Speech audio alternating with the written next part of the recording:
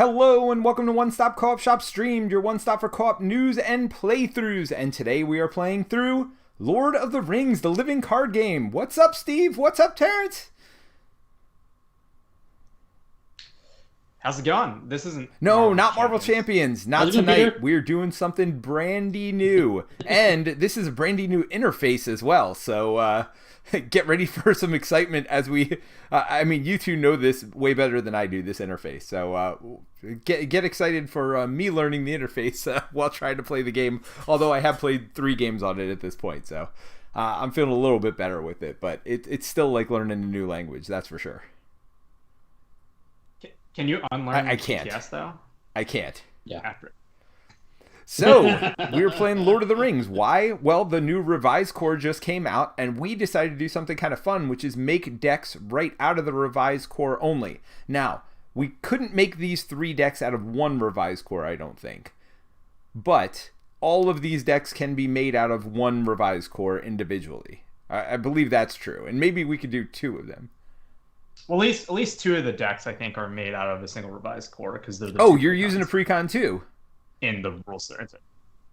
Yeah, I just used the other one just so Steve could know what heroes to pick and stuff when he was building his. All right. So we are using 2 of the decks that come right with the game itself. So Terence is using a deck. So the first thing you'll notice about Lord of the Rings, so if you're used to Marvel Champions, sorry, we probably will refer to that, but we'll refer to other games as well. But if you're used to Marvel Champions, you have 1 hero. One of the first things you'll notice is each of us has our own 3 heroes. So Terence is going to be playing with Aragorn, Theodred, and Eowyn. I should have probably had somebody else do the names here. And then Steve is going to have Thalen, Eleanor, and Dunir? Is that what it is? Sure. I think I Dunir. All right. Come here, Dunir. I say Dunir well, so... I think potentially that's what the accent's for. All right, well, I got Legolas. I got that one right. Denethor and Beravor. So we're each going to have 3 heroes. So that's the first thing you'll notice difference from Lord of the Rings. Oh, we got Michael Newsom in the chat. Hello, Michael. He says, what is this interface? So this is something called Dragon Cards, DRAGN cards.com. And this is just a Lord of the Rings interface. You can import decks from Lord of the Rings DB. Rings DB. What is it? Rings DB, sorry. Rings DB. So you can download decks right here from Rings DB. They do have a good tabletop simulator mod too, but I think Terence wanted to show off something a little different here today. So I'm all right with this. We'll check it out. Yeah, well, this is kind of like, I think the Marvel Champions community mostly uses TTS, and that's similar with Arkham. But I think if you're playing online for Lord of the Rings with other people, you're probably going to play on Dragon cards. So it's good to kind of just show off, I think, what most people are using. And it's maintained by the same person who does Rings DB. Yeah, and it's nice because it's specifically designed for Lord of the Rings. It has a lot of nice additions that help to play. Yeah. So Michael said, I would watch a stream of Peter just pronouncing Lord of the Rings names. Yeah. No, it's not good. It's not good, by the way.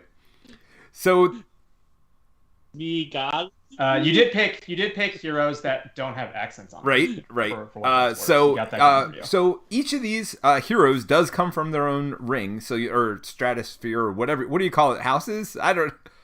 Sphere. Okay. And you'll notice there's a sphere in the lower left corner. So I'm showing Legolas right now in the lower left corner. He has that red sphere, which is what? Combat, aggression, tactics. Okay. Which is very combat heavy.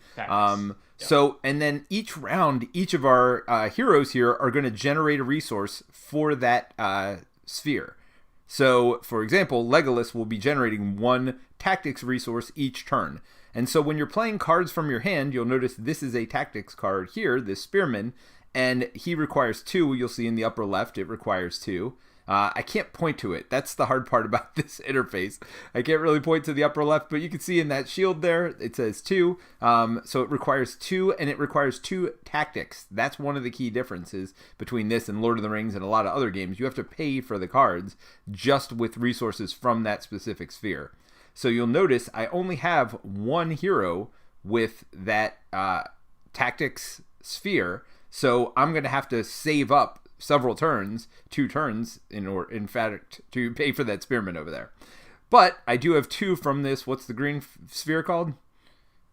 From this lore sphere, so they could combine their resources, for example, to pay for one of these green cards. Of course, I only have 1 cost green cards, so that's not very useful right now. Yes. Oh, here's a 2 cost. So, for example, right here, if I want to play... here's another name. Gleowine, I could pay 1 from each of my characters. Now, in Lord of the Rings, the first thing you can do is mulligan at the beginning of the game. Mulligans are a little different in this game, again, than Marvel Champions, but also different from other games you've probably played. For mulligan here, you discard all of your cards. Do you then reshuffle? And then... So you discard all your cards, you reshuffle, and then you draw all of them up again. So you're not drawing 1 less or anything else. You basically have 1 free mulligan that you can do to try to get the cards that you're looking for. I'm actually going to stick with this opening hand, and I think we're going to talk through the rules as we play. I think that's probably the easiest way to learn it. What do you guys think? Is there anything you think they should know up front before we get there? Just that the victory condition probably is different than Marvel Champions. We're not trying to beat down a boss. We're kind of doing the inverse thing, right? Where we have a quest we're trying to go on. And so kind of in the top left here, the To the River card. So we're playing the quest, journeying along the Anduin, as you can see kind of in the small subtitled text there. And there's going to be a bunch of quest cards, and we're trying to get through all of them to kind of win the game. And so kind of like the villains are scheming, we're essentially doing that, except it's called questing, because I guess we're good. And so we're just trying to get through this quest deck, and that's how you kind of win. So you each kind of play through these different So Wasteland Sniper Series says, hola, hello Wasteland. Good to see you. All right. So we're doing To the River, and it says, emerging from Mirkwood Forest with an urgent message for Lady Galadriel. You must now make your way along the Anduin River in order to reach the Forest of Lorien. As you leave the forest behind, you notice that you're being pursued and thus quicken your pace. So it says setup. Each player reveals 1 card from the top of the encounter deck and adds it to the staging area. And we'll talk about the staging area a little here. So what is it, E to Adam? All right, so I'm going to add 3 cards, and we'll talk a little bit about these cards that are in here. There'll be 2 different types of cards, and we actually have both of them, so that's good. Some of these... You do have to surge. Oh, okay. Well, we'll talk about Surge. Well. Hey, there you go, Marvel Champions fans. Surge, favorite keyword. It is here as well. So this is a location. You'll notice right on the bottom of the card it says location, and these are locations we can travel to along our way, along our journey. It takes us a little bit out of our way, but it also stops the evil from spreading and stops bad things from happening. So you have locations. The next thing you have is enemies. This is enemies. You'll notice they have a stat line on the left side, including those crossed axes, which is their damage they're going to do, and their shields, which is how much damage they block. And then, of course, right below the shields is a red number, and that's how much life they have. So, but you'll notice if you keep going down where it says Eastern Crows, creature, and then it says Surge. Which is wonderful, because in this game, you don't ever get reprieve from Surge, from my understanding. Yep. Whenever a card with Surge is drawn, I guess unless it's drawn as a shadow card, you're going to Surge. That includes during setup. So, yay, we get another card. Well, you do it because it's revealed. Got it. Like in Marvel Champions, because it's revealed. And so we got added. 2 locations up here. We got an enemy, and I guess there is another type of card, which is called a treachery card. So do we do this right now, even during setup? I assume yes, right? All right, so it says, when revealed, deal 1 damage to each character controlled by each player with a threat of 35 or higher. So this gives us a nice time to talk about threat. So you'll notice this purple number up top here. This is our threat. This is one of the lost conditions of the game. If you ever get to 50 threat, you are knocked out. Now, do the rest of the people get to keep on playing? Okay, so that is nice. So none of us have 35 threat yet. We have 29, 24, and 27. You notice Steve made his own deck. He made his threat nice and low at the beginning of the game. I see there, Steve. Nice. And you get that threat by looking at your heroes. So if you look at Thalen over here, he has a 9 in the upper left corner. That is his threat. And then Eleanor has 7. And then Dunn here has 8. So if you add 7, 9, and 8 up, you get 24 threat. You'll notice, again, my characters are carrying a little more threat, especially Barivor with a threat of 10. And same thing with Terence over here. He has Aragorn, which Aragorn ain't hiding from nobody. He's got the starting threat of 12. So, yeah, the threat's usually calculated based off the stat line. So, like, if you add up usually the numbers on the left, it should be more or less the number you get in the top left. Yeah, your numbers on the left are 2, 3, and 2. Oh, and your health. Look at that.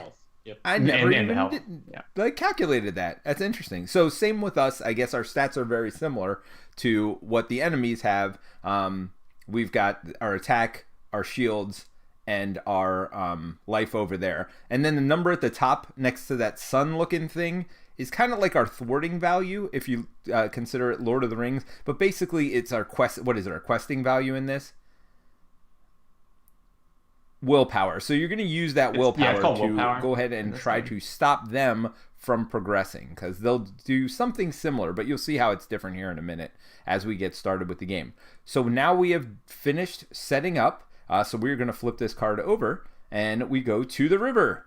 As you approach the location of a small raft stashed on the riverbank, a fearsome hill troll emerges from behind a grouping of rocks and attacks. Well, that's not great.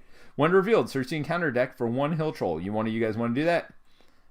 If none is already in play, and place it in the staging area, and then you get to shuffle the encounter deck. Sure. Players cannot defeat this stage while the hill troll is in play. So that means we got to defeat a hill troll, and then we have to progress past this stage. And if you look on the left side of the card, it has a number 8 there. That's how much progress we have to get past this stage of the game. So as Terence said, we are actually trying to progress past these stages. There's no big boss to kill necessarily or whatever else. Although in this situation, we can't move past this area until we get rid of the hill troll, which is, that's a shame.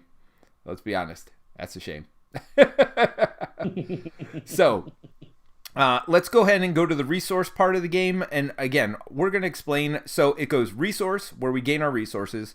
Planning, where we're going to play our cards. These are kind of our turns here during the planning step. We play cards from our hand. We spend those resources. We do a lot of our things during the planning step. Then we go to the quest step, where we are either going to progress the main quest, or we are not going to do a good enough job, and our threat values are going to go up based on how much we fail to advance our quest by, I guess. So right now you'll see, if you look in the upper left of these cards, there's a number there, that 3 next to that crown looking thing. That is how much that card is like fighting against us. And you'll notice, again, the enemies have it too, the crows, they all have it. So when cards are in this staging area, they're going to count against us. And if you notice, our progress right now is -8. If you add those cards up, so that's a 3, a 1, a 3, and a 1. So we are -8 towards our quest progress right now. So if we do nothing, and assuming no other cards were added during this questing stage here, we would actually add 8 threat to each of our threat dials, which would be very, very bad. So we have to not only defeat their 8, plus they're going to be cards dealt here also. So there is a random factor during that part. Then if we beat them, we're going to add progress to the quest. If they beat us, then they are going to increase our threat. So that's very bad when that happens, because the higher our threat, obviously closer to losing, but also more and more stuff will engage us. And as you saw with that one card, like worse and worse treachery effects will trigger on us and things like that as well. So bad. So that's questing. But when somebody quests, they are on that quest. They cannot help you with other things. So as we'll get to when we get to combat. So if you're questing, you're not fighting. So Marvel Champions people will be a little bit used to that. So then we're going to get to an opportunity to travel to one of these locations. The nice part about that is it does clear that threat number from the staging area here. It'll become the active location, but then we got to progress past that. In addition to adding progress to our quest, we have to add progress. And again, you'll see it's kind of in the same spot there. There's a little 3 there to get past the Gladen Fields. So we'll have to deal with that as well as the 8 to get past the this main part of our quest here. So that's the travel step. We'll add one of those to the active area. Then the encounter step is when these monsters engage us. So these things from the staging area will then come in front of us. That's the encounter step. We can either pull them in front of us or they will just automatically come in front of us in a lot of situations. But to be more strategic, we can pull them and decide who gets to pull which monster instead of letting the cards fall where they may. Then combat step, they're going to attack us. We can either defend or not, and then we get to attack them back. So there is a defending stage, and then we attack right afterwards. And then we refresh, and we do it all over again. And so that's kind of the general turn structure, but we'll get into the specifics as we go into each part of the thing. So, anybody want to read the chat? Yeah, they talk about Spirit Glorfindel being one of the heroes that is exceptionally not, I won't say balanced, that his stats don't equal his threat, but he has other negative effect to offset it. So they're talking about how good he is because he's amazing in this game. Nice. So, and yeah. Now, is he a core set character or? No, but he's in the first cycle. Right? The Spirit one, yes. The green version of him is in the core set. There's a lower version of Glorfindel that is core, but not the blue, the Spirit one. The Spirit one, I think you're right though. I think he's in the first cycle. All right. So I see Omicron out there. I see Ryan out there. We see Wasteland Sniper. So thanks for all the chat, and we will try to keep up with it as best as we can. But you guys ready to get started on our quest to the river? All right. So we'll go ahead and start with Terence.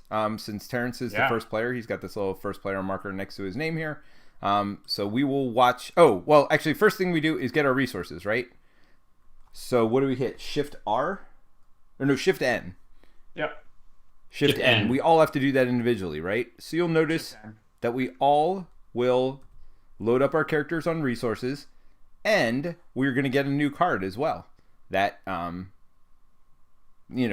addition to having what the 6 cards we had at the beginning of the game. We draw a card, and all of our characters get a resource on them. So that is the resource phase. That's basically that's it. So there are windows here, like timing windows, beginning of the resource phase, gain your resources and cards, end of resource phase. So now we're going to go to the planning phase, beginning of the planning phase. Again, some things may say it happens then, but now basically we're going to play cards in player order. So let's go to Terence and watch what he is going to do. Oh, Terence, are you still with us? Okay, because you didn't have your resources. Sorry. Yeah, I don't know. Shift N didn't work for me for some reason, so I just did it by hand.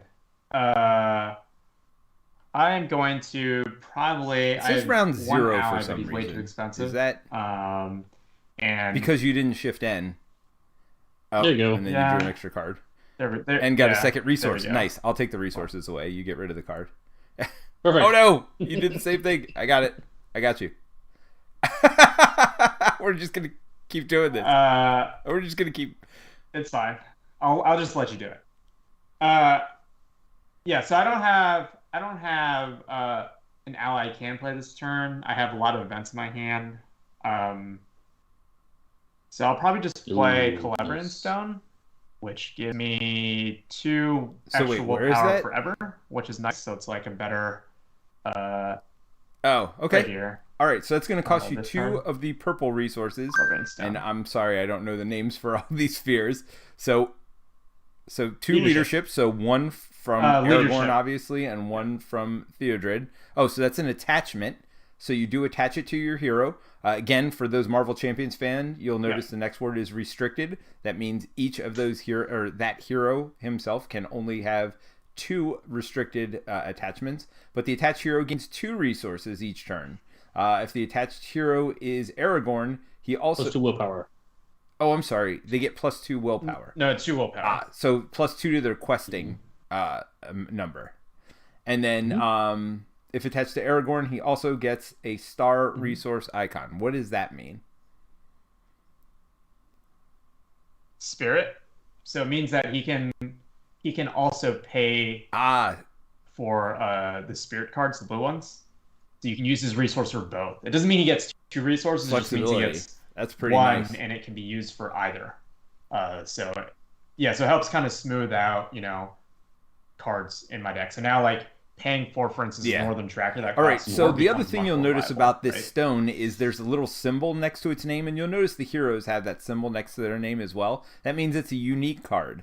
But unlike, again, I'm going to keep referring back to Marvel Champions, unlike Marvel Champions, you could still have 3 copies of this card in your deck. You can just only have 1 in play at a time. Am I right about that? Yeah, correct. So it's a little bit different for deck building. You can still build your deck in a way that you would be more likely to draw this card. But it is you can only have 1 in play at a time. So, all right, you playing anything else this turn, Terence, or are you going to hold on to that last resource? All right, well, let's move over to Steve. I can't Steve, what are you thinking about? Well, seeing how we've got 2 Gladen Fields in the staging area, I'm really tempted to save my resources to play Northern Tracker next round, because I could do it next round, and that would help a ton. Try and pop those without having to travel to them. The Northern Tracker is a cool ability. After you commit, you place 1 progress on each location in the staging area. So over time, you can really get rid of those quickly. I can't play my Tactics guys, and I have other events. I just have a really bad hand. The only other card I would play potentially is the Favorite Lady, which is an attachment that gives attached hero +1 willpower. But I will give it to Thawne. But I'm curious which. Yeah, I can play right now, unless you think it's better to wait for the Northern Tracker. I mean, I don't know. That's up to you guys. Like you're talking to somebody who doesn't. I'll be questioning 9 out the gate for whatever that's. And by the way, as long as we don't have the troll engage us this turn, so the troll has a threat value of 30. If you look in the upper left, he will not engage anybody unless they have threat of 30. Now you get +1 threat each turn, so Terence will be there next turn. But just so you know what my plan is, if you want to look at my hand, I do have a Forest Snare here. Now, it costs 3, so I'm not going to be able to play it this turn, but I am planning on saving up for that next turn, so we could just snare that troll, so he won't be attacking us for 6 every single turn, which seems good. Yeah. Weekend Sniper says, definitely Northern Tracker. I'm going to take his advice, so I'm going to not play anything, and it's your turn. All right, and I'm not going to be playing a whole lot either, because my red cards all cost 2. I got plenty of Veteran Axe Hands here, and you'll notice those are not unique, so I could have 2 Veteran Axe Hands in helping me at the same time. Those are not named characters, but I also have Gondorian Spearman as well, so that gives me some options for my red, my tactics next turn, I guess.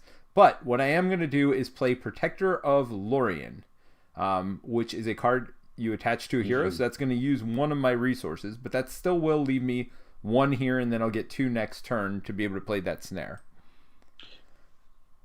I think there's an important distinction, too, in Lord of the Rings, and that you can play attachments on anybody.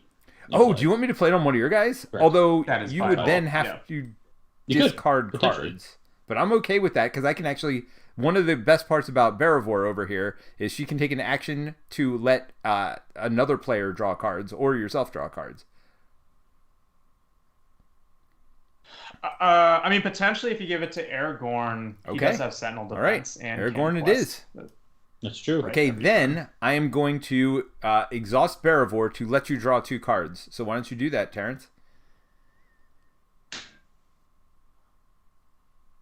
Do you want to do that? I have to wait. So actions in this game can be played at any point. Is that what I'm understanding?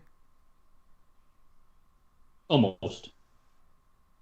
Yeah. So like between any action window, but there is one right before the end of combat. So like if you don't need to use her for like anything, like we don't need a quest, you don't need to do anything, you can as long as she's okay. Well, I'm just gonna ready, do you it can now. use I don't that think it action matters, to right? draw Because cards. you're the one we definitely want, so you can discard cards with your Protector of Lorien. So I think it's fine to go ahead and have you go ahead and do that now. So go ahead and draw 2 cards. Okay. All right. So that's planning phase. Again, we spend our resources to put stuff out, or don't spend our resources and hold on to them, as it were. All right. Yeah. I mean, I feel spent like I was one. the only one that like went. I mean, I couldn't. I had a bad hand. I mean, I did not mulligan because that force snare I think is so important on this one, because getting attacked for 6 over and over is not great. So yeah. Now we can talk about how fighting works later, but the one benefit I do have is normally you can't assist each other and fight what's in front of other people, but I can with Legolas. So Legolas will definitely be able to assist somebody who is fighting that troll for sure every turn. All right. Right. So if you notice on here, it says range. So normally you cannot attack in front of other players, but range keyword lets you attack. And you combined attacks in this game. So if you attack with like 3 characters, you combine all their attacks into one attack, and the range character would assist on that. You normally also cannot block for other characters. So, we talk about chump blocking in Marvel Champions all the time. You can chump block in this, which means they will take, whatever ally takes the damage would take all of it. But you normally can't block in front of other people, but if you look at this Gondorian Spearman, they have this Sentinel keyword, which does mean I can block for other people with that Spearman. Sorry, I'm laughing on Omicron's statement. Nice. That bear is a sensible steward. I trust the bear to lead Gondor to glory. You talk about Beorn, nice. The bear. I love it. All right. So let's go to the questing phase. So the beginning of questing phase, again, it's just an action window. Commit characters to the quest. So I guess starting with Terence, you are going to decide who we commit to the quest. So right now, are you going to add anything to it? Or you don't have to decide that now. That's how I roll. With Protector of Lorien. Yep, you do later. Yeah, we can decide that. We can decide for either the Protector or Eowyn, which allows anyone to discard a card to do that. We can do that after stuff, right? So we have some options here. But I will... Yeah, I think I will... So you think I should have Aragorn? After Aragorn commits to a quest, spend a resource from his resource pool to ready him. Now, how did he get a resource? Yeah. So with Theodred, since they both have responses in the same window of after committing to the quest, which they both commit at the same time, you can choose to trigger the responses. So after Theodred commits to a quest, choose a hero committed to that quest and add 1 resource to the hero's resource pool. So you're doing that for Aragorn. Then Aragorn's response is after Aragorn commits to a quest, spend a resource from his resource pool to ready him. Yep. So he gets 1 from Theodred, and then he's going to spend it on his own. So you have now committed. Let's just do this math in our head, and then I'll show you where it is on the mod. So you've committed 2. So again, that Starburst. Well, I'm just pointing to his natural ability is 2. And then you added 2 because of this item you have on it. So that's 4 from Aragorn. Yep. And then this Theodred is another 1. So that's 5 total so far. And 4 more from Eowyn, so that's 9. And if you read Eowyn's action, discard a card from your hand to give her +1 for her questing until the end of the phase. After this effect may be triggered by each player once each round. So we can each discard a card to give her up to +3 more. And then Aragorn's card that I gave him lets you discard a card from your hand to give either +1 to defense or +1 to the questing number again. Limit 3 times per phase. And Terence would have to do that himself. So we could theoretically add another 6 just from Terence's hands by discarding cards, which seems pretty good. All right, so Terence, you'll see he has 9. We talked about that, and that number's right up here. So if you look at this 9 here and you compare it to the 8 in the staging area for the enemy, that's why we have now 1 progress toward completing this quest. Now that's not exactly true yet because the enemy is going to draw 1 card per player and add that to their threat. So we don't know what that final number is going to be, but we know right now we're adding 1 progress. So Steve, where are you thinking? I'm only going to send Talon, I think. Talon has a really interesting ability, very unique in the game. Because when he's committed to the quest, we do 1 damage to each enemy as it's revealed by the counter deck. So every enemy's going to get 1 damage very nice. straight up. That's cool. So there is the errata, right, that they did way back in the day that Fallon's 1 hit does cancel. Oh, so it would kill it before it got to Surge. Remember that right? Unfortunately, we already have some Eastern Crows, but maybe we draw some more. Maybe. Well, they do get shuffled back after they're defeated. Shuffle it back into the encounter deck. So well, they just keep coming. That's not great. I don't love that. All right, so my characters are not great at this part of the game, at adding to questing, but it does look. I'm probably going to do Denethor. I mean, should I do Legolas also? Are we killing something this turn? I mean, do you need my help to kill crows? I mean, we're definitely killing crows, right? Or should I add my... Oh, but there could be other stuff that comes out, so I probably shouldn't commit. Correct. Yeah, like, I feel like it's 3 defense, you probably want them. That's part of why it's just, like, you probably want to hold them back. Are you talking about Denethor? All right. So what you're saying is I should add nothing. So right now, we're having 2 progress, but again, we're drawing 3 cards, and the odds of us doing better than them at this point is very low, except we could add potentially up to 6 more points here. Correct. Yeah, you just don't know how many enemies commit too much. So this is definitely something that's very different from Marvel Champions. You're doing a lot of this committing ahead of time to the quest without full information about what's coming out for the rest of the round. That's for sure. So we committed our characters, so we're done with that. So now we're going to staging area, where we are going to add 1 card to the staging area per player. Right? So what letter is that again? E? E for enemy. E. Oh, 1 reveal. Deal 1 damage to each exhausted character. Well, there you go. You want me to cancel that? It's rough. No, I feel like there are much worse cards. 3 is damage on the top part of the card. So, yeah, this is kind of why, like, you don't want to do. All right. So because all of them were committed to the quest, that treachery card came up. So that's 1 of the 3 we're going to draw. It was just she's not committed to the quest, I'm sorry. Right? Correct. It was so exhausted for any reason. So I guess that is the reason I should not have exhausted her, as you had pointed out earlier. Now I know, and knowing is half the battle. Now you'll knowing is half the battle. All right, so we're in the Brownlands. That sounds way more disgusting than it is. But this has a force response after the players travel to the Brownlands, place 1 progress token on it. So it just goes away if you travel there. Which is nice, because if you again, you'll notice it only has 1 progress. But it has 5 of those little evil symbol thingies, which puts us to -3 on our progress track right now. Which isn't great, because we still have 1 more card to go as well. So it's just kind of an annoying card that gets in our way and adds lots of... What is it called? Treachery or... Threat. Oh, it's threat. Yeah, all right. So it adds 5 threat. Now this one only has 1 threat. It's the Riverlands. Force response, or forced, after the banks of Anduin leaves play, return it to the top of the counter deck instead of placing it in discard pile. That's actually not terrible, because it's just a little 1 threat thing.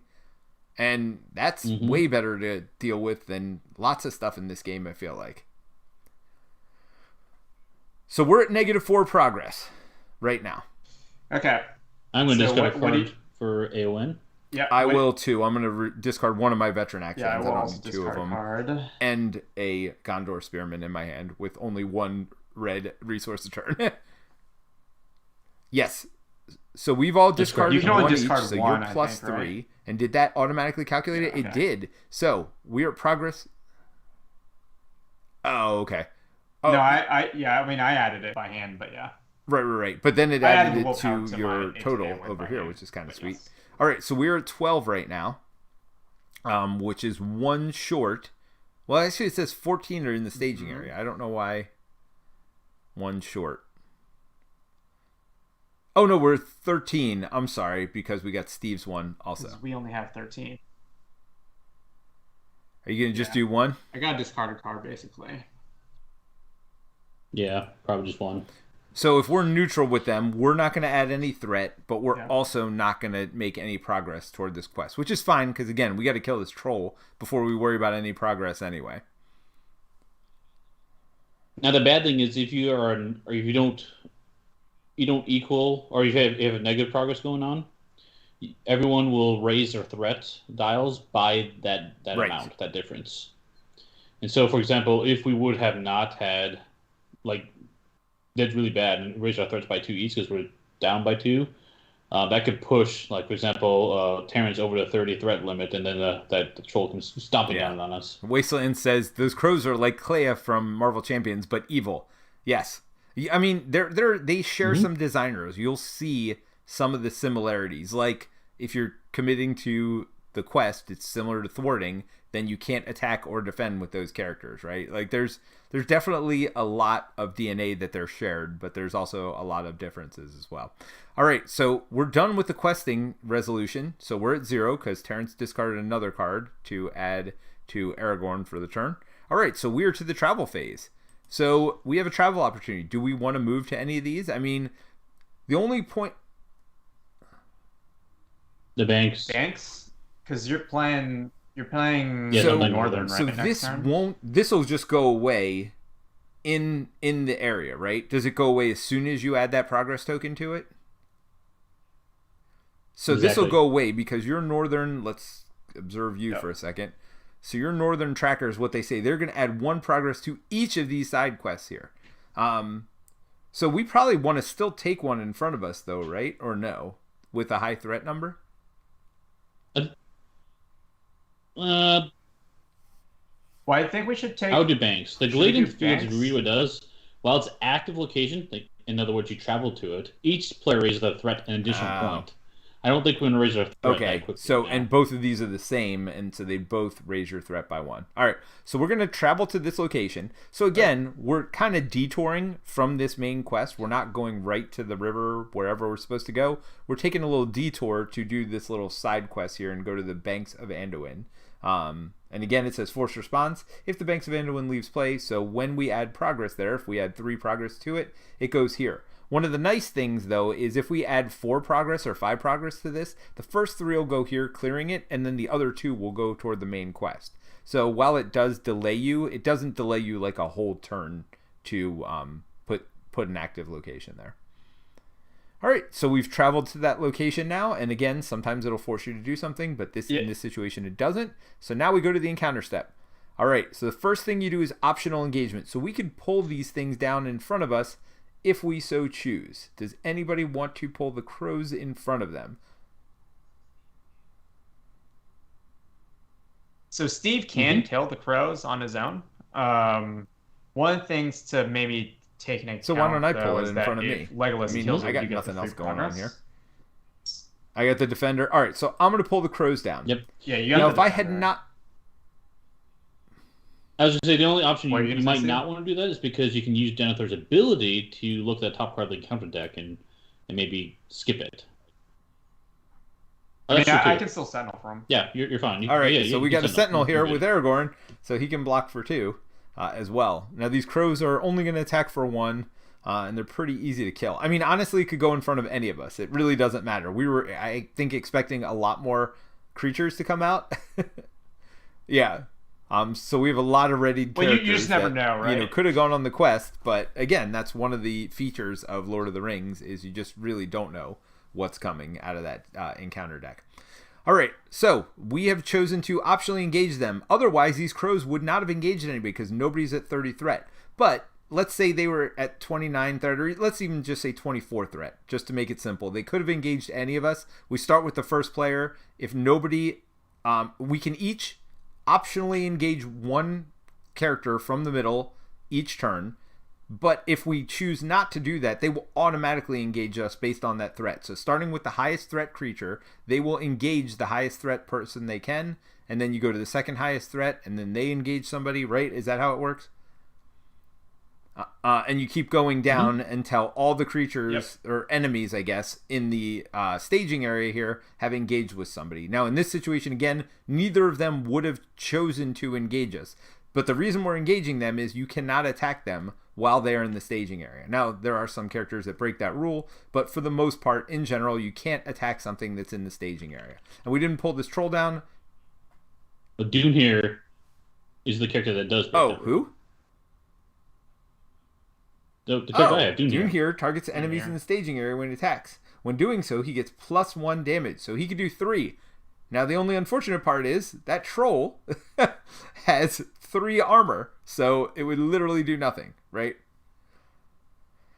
Yeah. Which is a shame. Which is part of the reason I am keeping that snare for that troll, because that's ridiculous.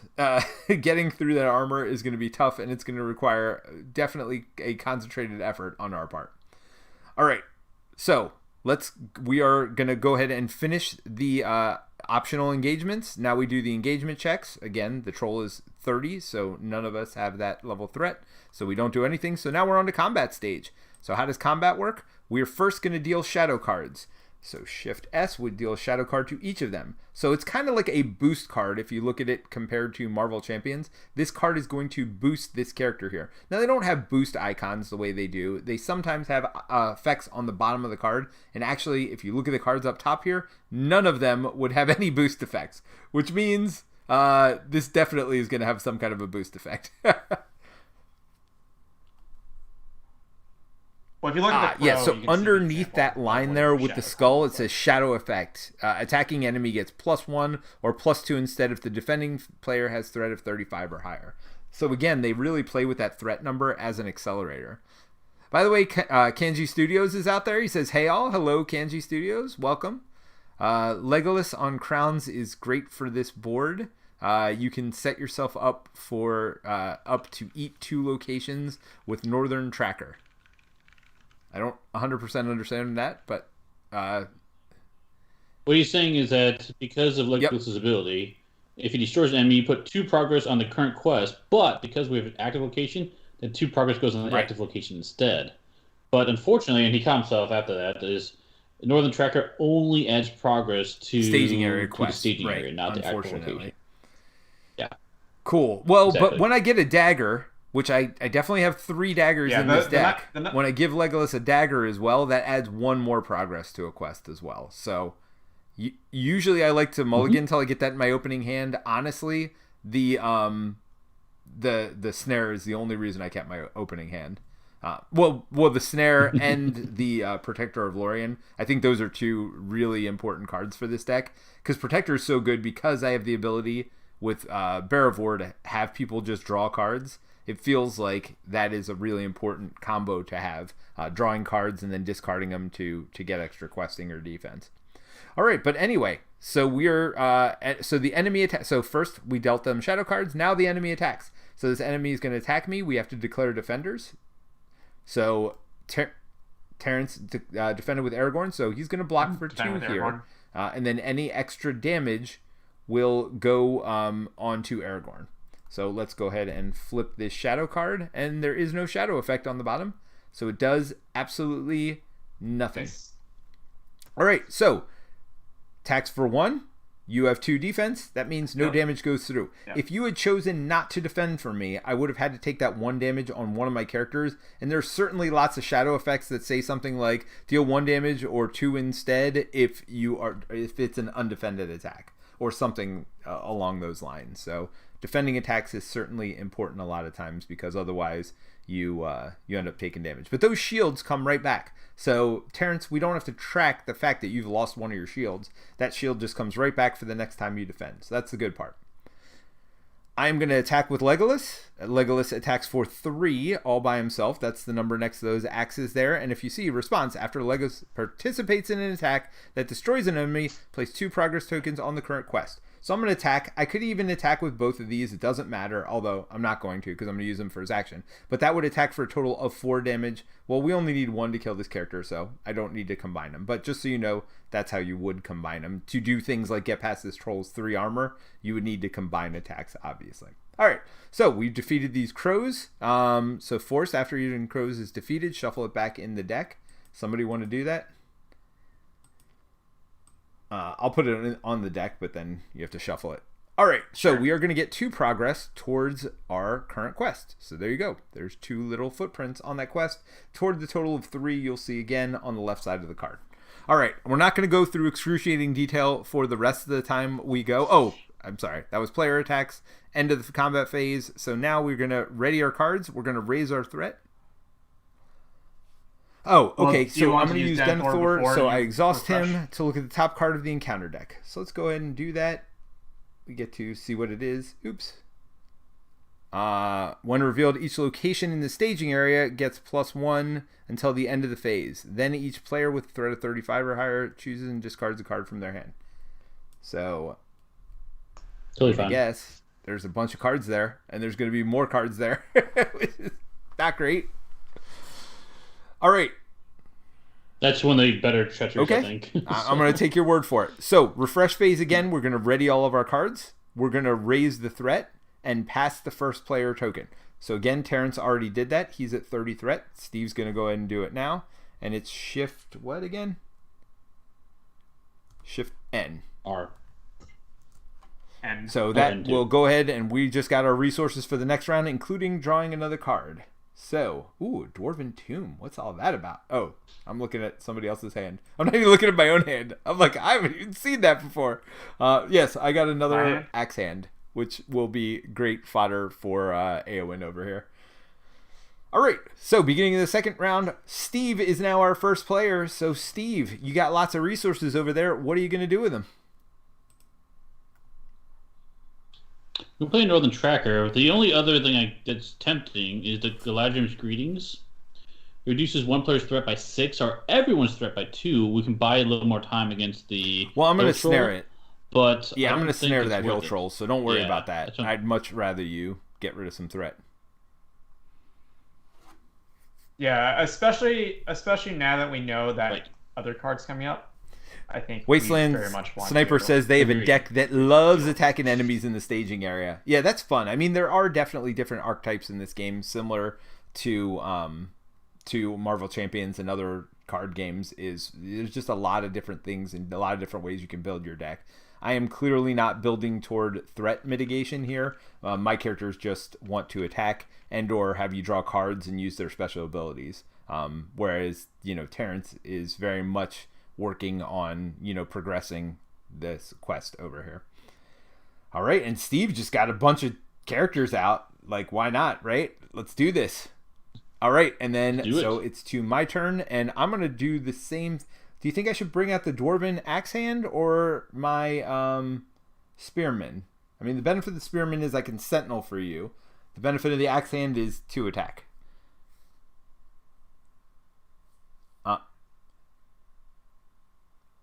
Well, am I going to pull the troll is the question. Enemies, I guess. I mean, it doesn't make sense for me to pull the troll since I have Legolas, who will help whoever is trying to kill the troll kill it. But if you want me to kill it, I would definitely need as much damage as humanly possible. I'm going to pull the Axe Hand in. That'll be some damage for, characters in front of me if I need it. And then between these 2 characters, I'm going to spend 1, 2, 3... to go ahead and... Oh, I can't do it yet. Never mind. But thankfully, it is a action that I can do at any point. That doesn't... So how do you determine what can be played during this planning window and what can be played at any point? Generally, you can only play attachments and allies during your planning window. But events are all actions or responses usually, so they can generally be played during any action window. Yes, we find Sniper. When Gandalf comes out, we need that clip from Hobbit. I'm Gandalf, and Gandalf means so me. Gandalf you'll probably recognize as Nick Fury. This is a 5 resource. I have it in my hand. The nice part about Gandalf is it requires any resource, so anybody could pay for Gandalf. But it's, hugely powerful, right? Does 4 of anything you want. including defending. But at the end of the round, you have to discard Gandalf from play. But they do have a response. When the Gandalf enters play, you can either draw 3 cards, deal 4 damage to one enemy in play, or reduce your threat by 5. So yes, you probably recognize Nick Fury in Gandalf. That is for sure, if you're a Marvel Champions player. All right.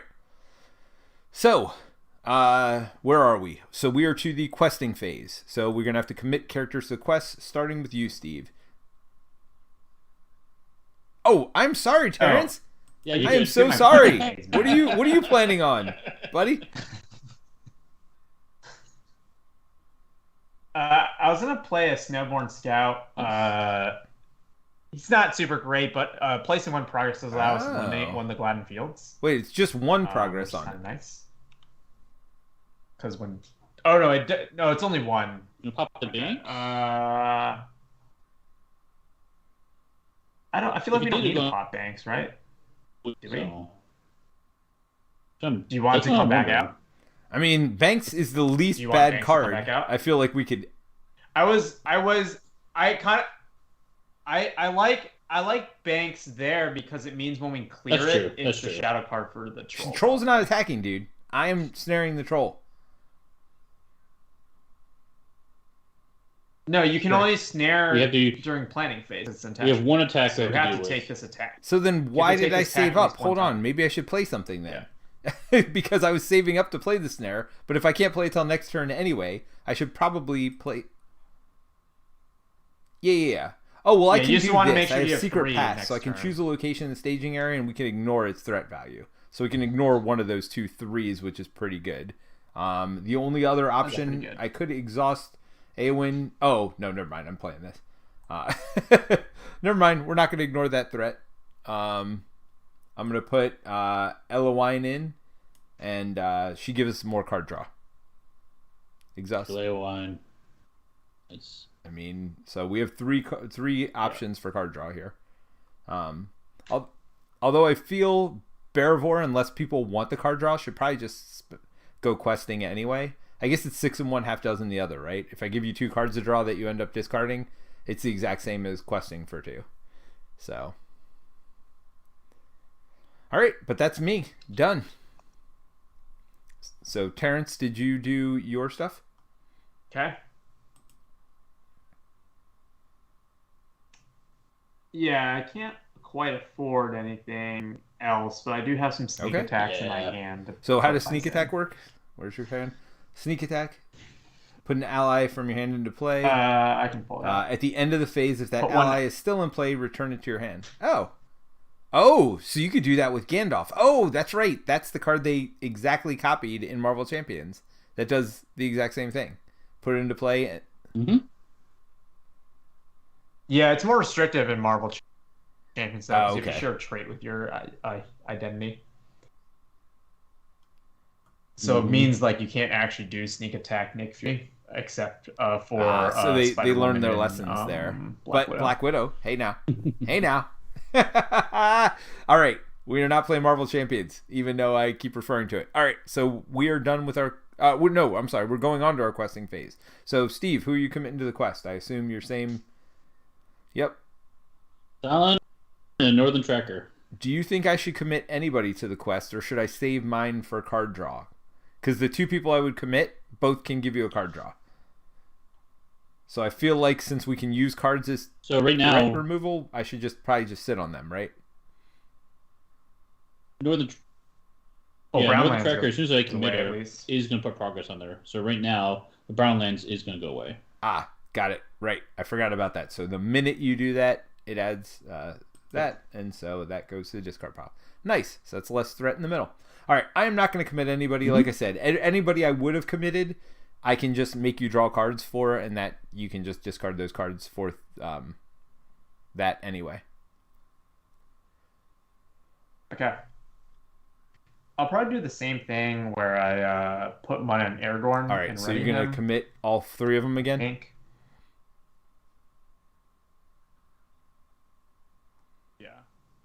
I feel like I'm the only one committing lots because of you stuff, are. And I think that Aragorn might be the blocker too. Well, no, I can block with Denethor.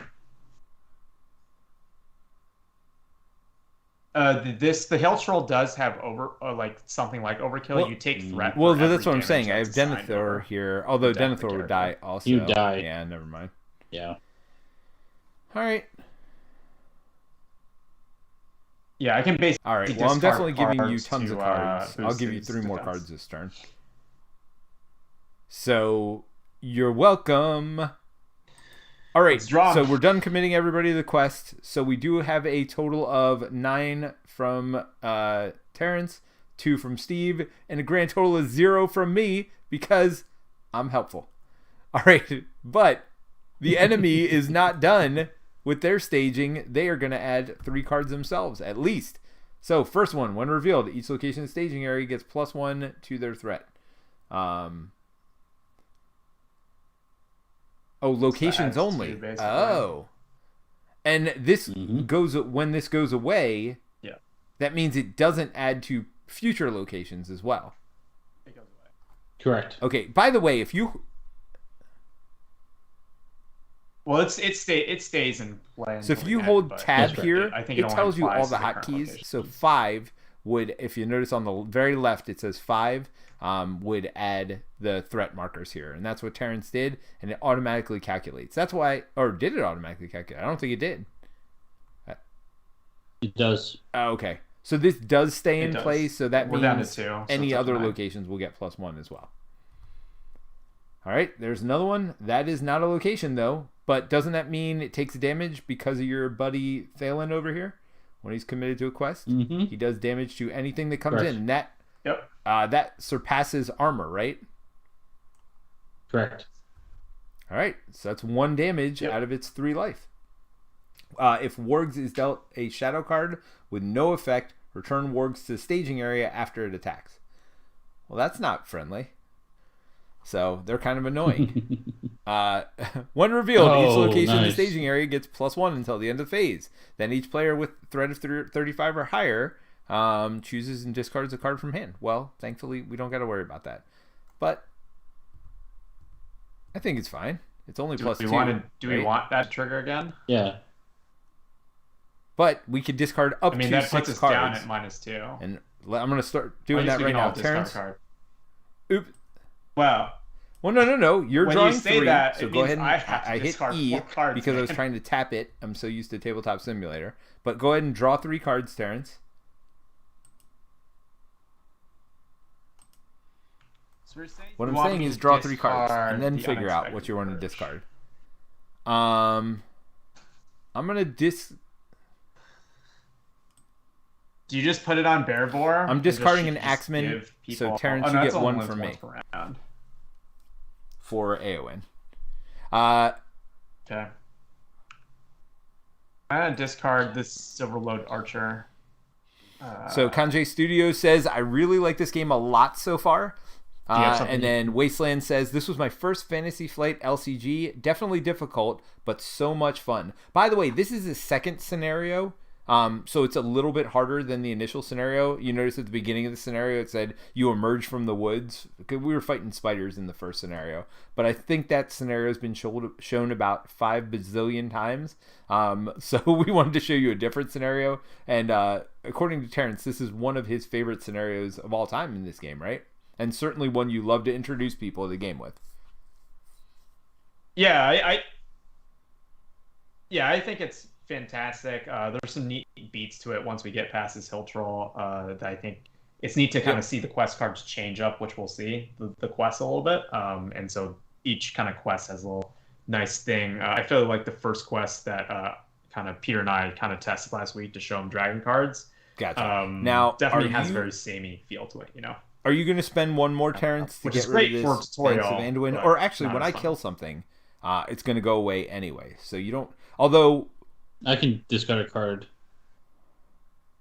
No. Yeah, I was wondering. I can get rid of one of these Gladiator greetings. There you go. All right. So that gives us just enough to get rid of it. Yep. And then none will go on the main, right? but I think that's fine because you need to save cards to defend from a 6 attack from the troll, which seems ridiculous. The other thought I could do is I could use my Gondor Spearman because I don't mind getting the threat hit. Yeah. and then just reducing yours. It's an idea. What are you gonna sentinel it or just pull it down in front of you? Also fine with that. All right. Well, who's gonna? Well, hold on. Let's think about this though. It's the player, right? Who does more damage here? I feel like Steve's gonna be doing more damage, so I feel like that troll we want in front of Steve. I'm not gonna do more damage. You're gonna do more damage. I'm gonna do more damage with Legolas, but Legolas can. And veteran accent. Oh, so you want me to take it? The troll.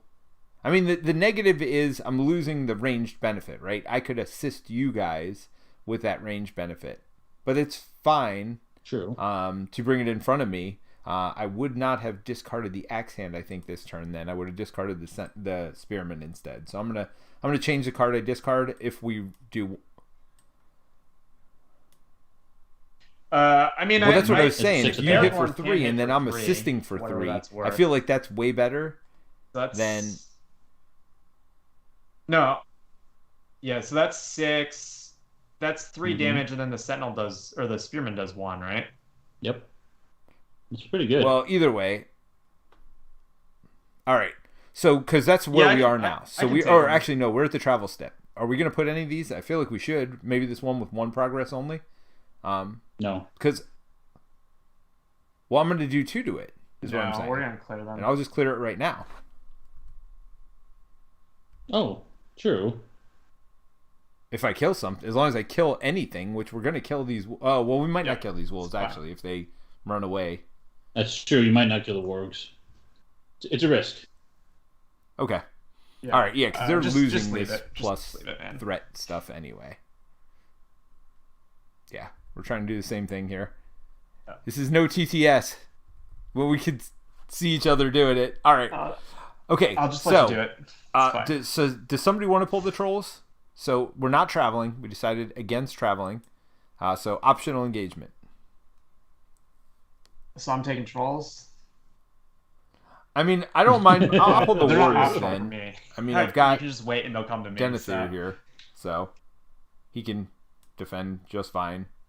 They only attack for 3, and he defends for 3. So, all right, we did our optional engagement. So no actual engagements by then. And again, we only get 1 optional engagement each. So if there are like 6 enemies out here, we couldn't pull all of them. They would end up coming down in a way we might not necessarily want. All right, so now engagement checks. There are no monsters to engage or enemies to engage. So now we're going to deal shadow cards. So Shift S deals the shadow cards. Then we do enemy attacks. So I guess mine goes off first. I'm going to defend with Denethor over here. God, I want to hit E so bad to tap it. We flip it. It does not have a shadow effect, so we just ignore everything on it. But the wolf still attacks, right? Correct. So it would do the 3, but again, I have 3 shields, so that doesn't matter. But Ink goes right back to the staging area, which I don't love. Got to be honest. Although Steve does have a character that can attack the staging area, so it's not that bad. I'll kill him. Yeah. Well, will he though? Oh, because it's +1 if you're attacking the staging area. Sweet. Mm-hmm. All right, so go ahead. Do you want to flip yours, Terence? And Fallon see what your shadow effect is? Yep. Well, I got blocked first. So who's did you want to defend? Do you want to defend? I guess that does raise. Does it raise your threat by 4, or does it raise Steve's threat?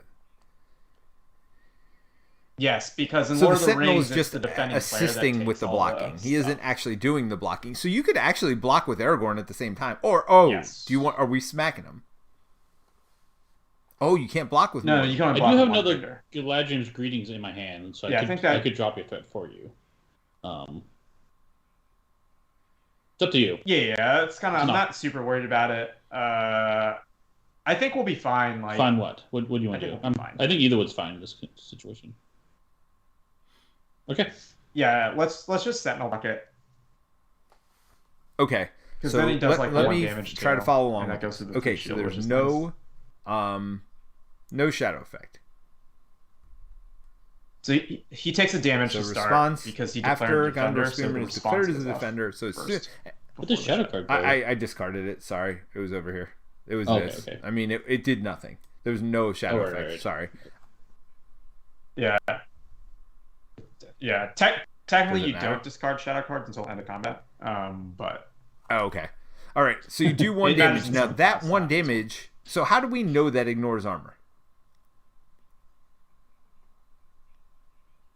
because it's direct Okay. damage. When it's Yeah. deal 1 damage, it's like direct damage, and so that's So not attacking that's, is the like, only thing dealing shields damage is not the defend same as against. attacking. So attacking, Shields deal Yes. deal with combat damage. Just a good way to think about it, right? So Pumpkinhead asks if Steve has drawn his whole deck yet. yeah. Are you drawing extra No, I cards? haven't. No. It's very possible in this game to like draw your whole deck. What happens if you do It's deck definitely yourself? Do you doable. just not draw cards?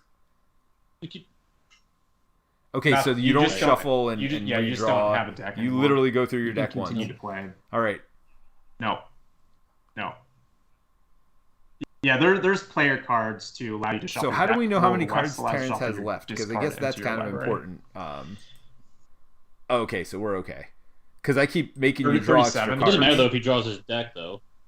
You have no hand size too, so you can hold your whole deck in your hand. Oh, wow. Okay, that I did not know. Yep. Well, you might not That's physically Nice. be able to hold Yes. the whole hand. Deck into your hand. All right, You might so have let's physical look. So the limitations troll, in, we looked in at their real life, shadow you effect, know. so that's the next thing goes off. And the shadow effect was nothing because it was this card here. So there's nothing, Yep. no line there, so nothing underlined. So excess combat damage dealt by the hill troll, damage that is dealt above and beyond the remaining hit points of the character damaged by this attack must be assigned to increase your threat. So he attacks for 6. You've got 1 defense, so that blocks 1. 1 life, that blocks another 1. So it's 4 extra attack, and that is going to be put right here on your threat. So you went from 30 to 34. All right. Well, we've done 1 damage to the troll. We got that going for us. I mean, we got this. So now we just need 11. All right. So we get to attack now. Player attack phase. So I assume you're attacking with Aragorn, and I'm attacking with Legolas. Yep. All right. So Legolas does 3, and again range, so it means Yeah. he can attack from over here. Aragorn does 3 as well, so it's a total of 6, which is 4. Technically. Well, technically, That's okay. Steve's attacks are first, actually.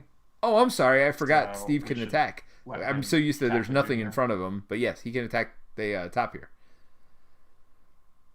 When he attacks alone, when doing so, he gets plus to his attack. So that's 3. Targets an enemy in the staging area when he attacks alone.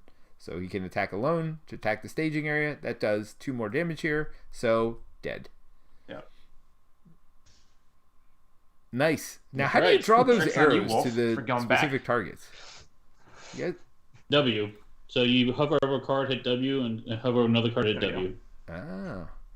Look at that. There you go. Boom. I'm fancy. Fancy like Applebee's. Yeah, so that's we've done 3, so that's 4. 3 and Is it 3. worth sneaking someone in to do 2 more damage? I mean, it depends No, how right? quickly you want to get past this stage here. Like, I'm going to snare that sucker in a second. Yeah, I feel like it's not Yeah, worth it. I mean, to you're really save close to money. taking him out. You might be able to do it. So what? So it'll be 4. You'll have 4. Then so You you'll have laughing to at what do- Pumpkin we'll have to said? do- Pumpkinhead said? Yeah. He said, what I heard Peter say was, oh, I'm sorry, I forgot Steve was even playing this game with us. He can do something this time. Yes. Well, I forgot he could attack. I'm sorry. It's not often you can attack something not in front of you in this game. Yes. If I do it, if I do the extra Yeah, 2 so go damage, ahead it and, becomes sneak 1 something shot in. next turn. So maybe it's worth it. Alright, so I'm gonna play sneak attack to put in a northern 5 tracker plus to my attack 3, with us which for takes number out his 2, so I'm hitting shield. for So 5. it'll be up to 6 damage. I mean, 6 damage out of Yep. 9 life is not too bad. So you Yep. see 6 damage here, the 9 life on the right. Yes, it's a little bit of everywhere, but boom. Now, how do I get rid of all these W's? Because I just made a lot of lines. Escape. Escape? Okay. All right, so the 3 of us attacking did a total of a bunch of damage. 5 above his armor. 8 total damage. Yeah. Northern Tracker comes back in my hand. So Gaming with Geo said, just throw a forest snare on the troll and it's not a problem unless they have changed that in the revised edition. The problem is we can't get past this encounter until this troll is dead, until all trolls are defeated, in fact.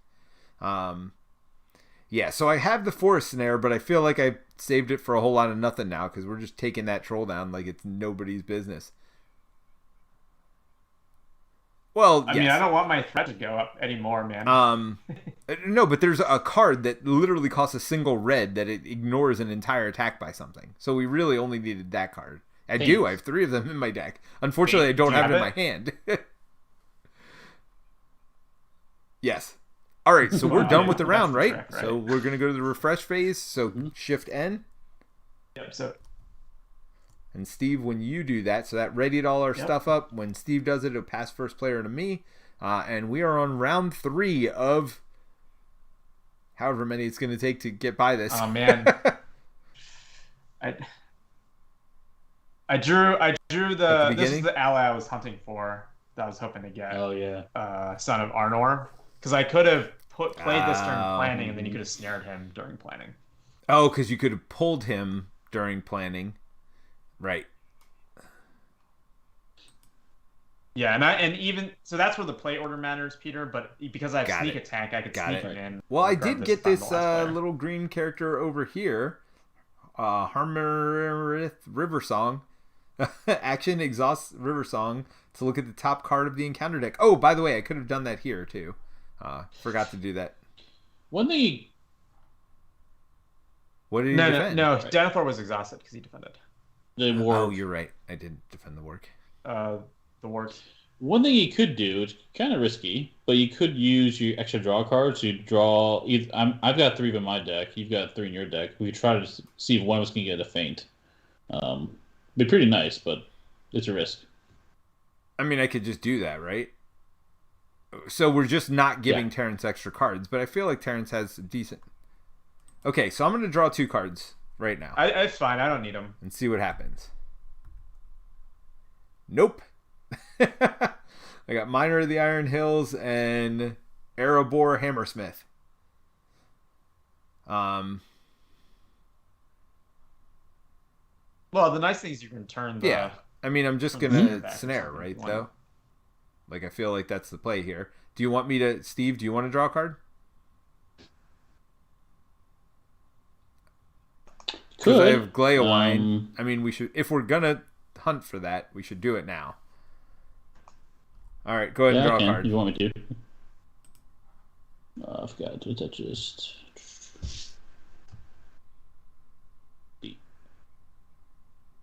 Oh, quick strike. Ooh. I mean, how big are your decks? So you can immediately declare an attacker, and do that before they attack, which is kind of nice. But still not the useful thing. Okay, so I am spending all 3 of my resources to snare that stinking troll.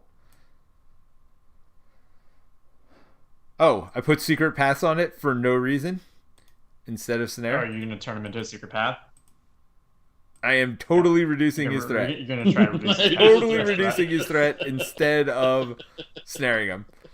Now I only have 1 here, and I don't have any cards that cost 1.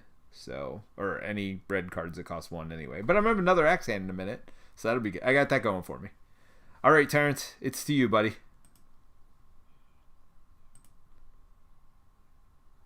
I'm just going to do... So what is that? Unexpected Oh my gosh. On Aragorn.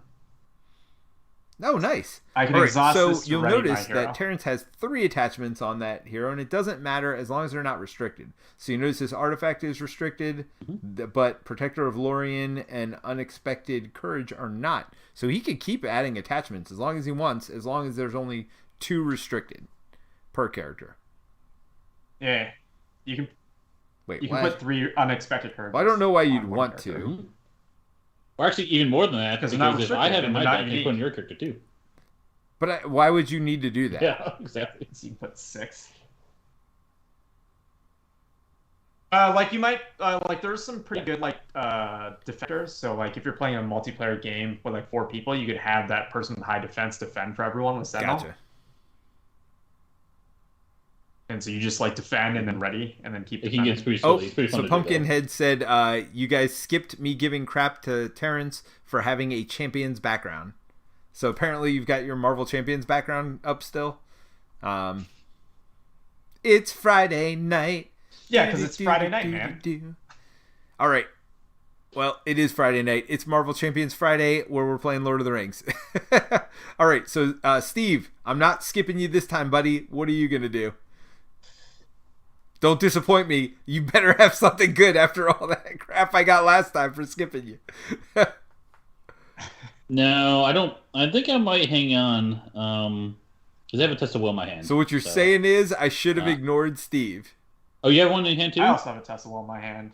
Okay, in that case, I'm going to play. Yeah, I'm going to play this yonder card.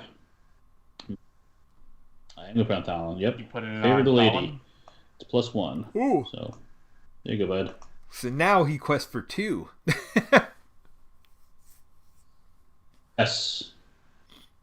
Pumpkinhead says, "Wrong game, dude.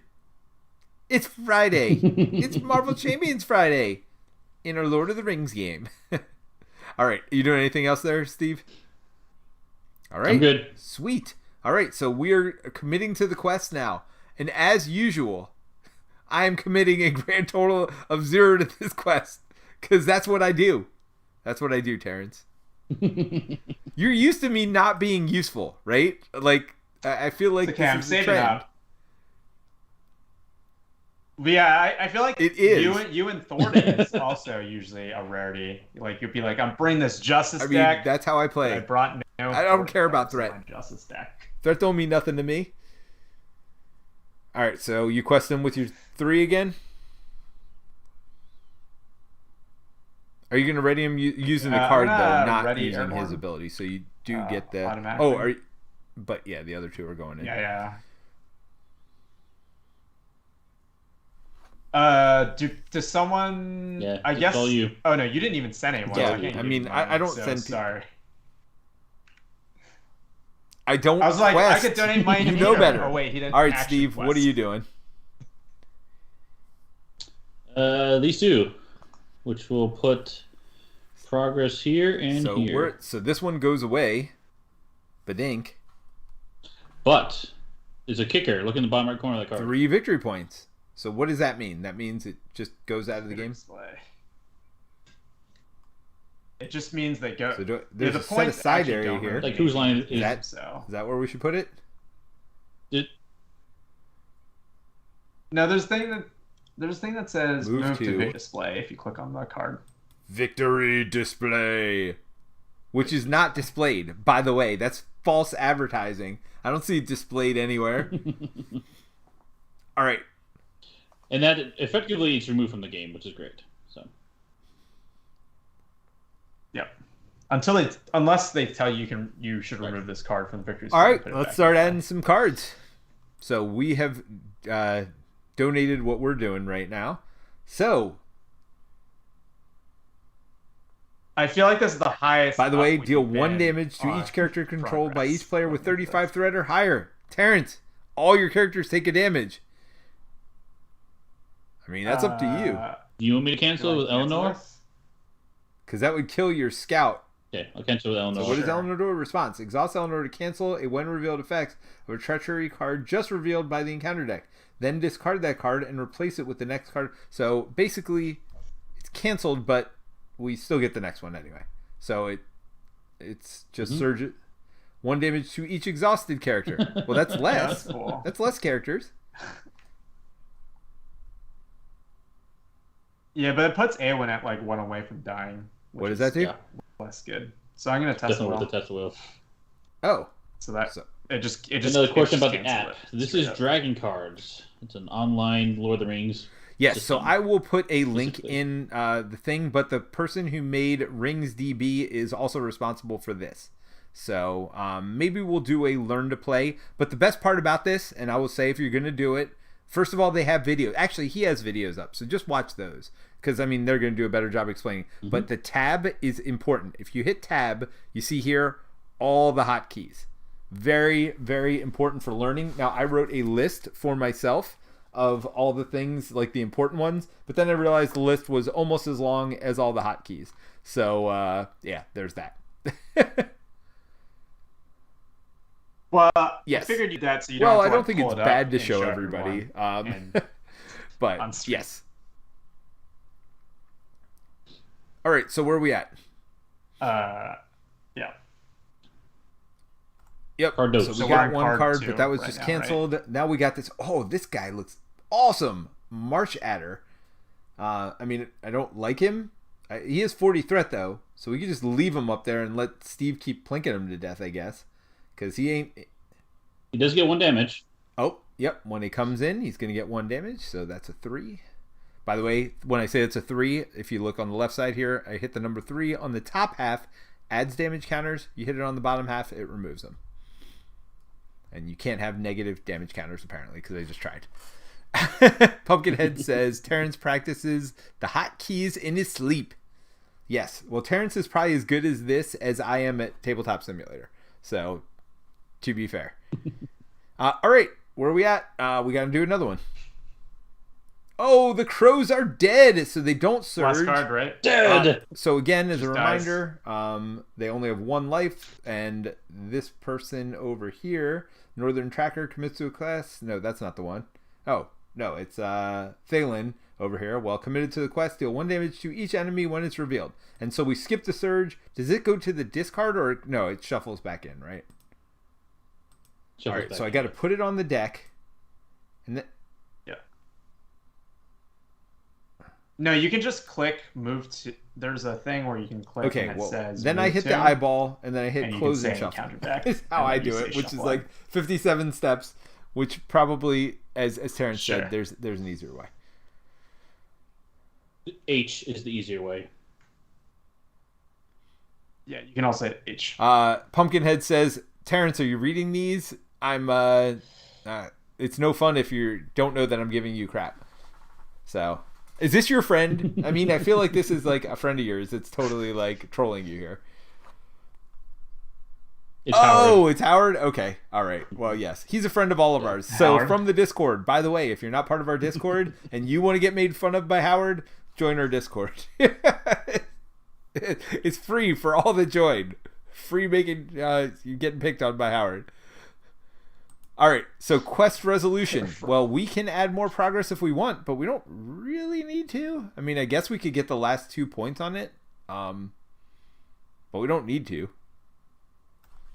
Right?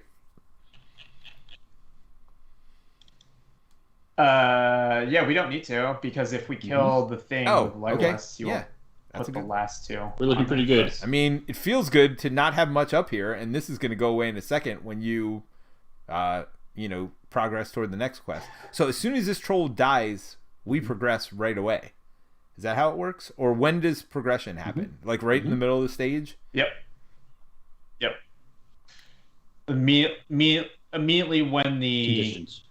When the like victory conditions of the quest card are satisfied. That usually happens during the quest. We just phase, had Kate join. She says, hello all. Hello, Kate. Welcome.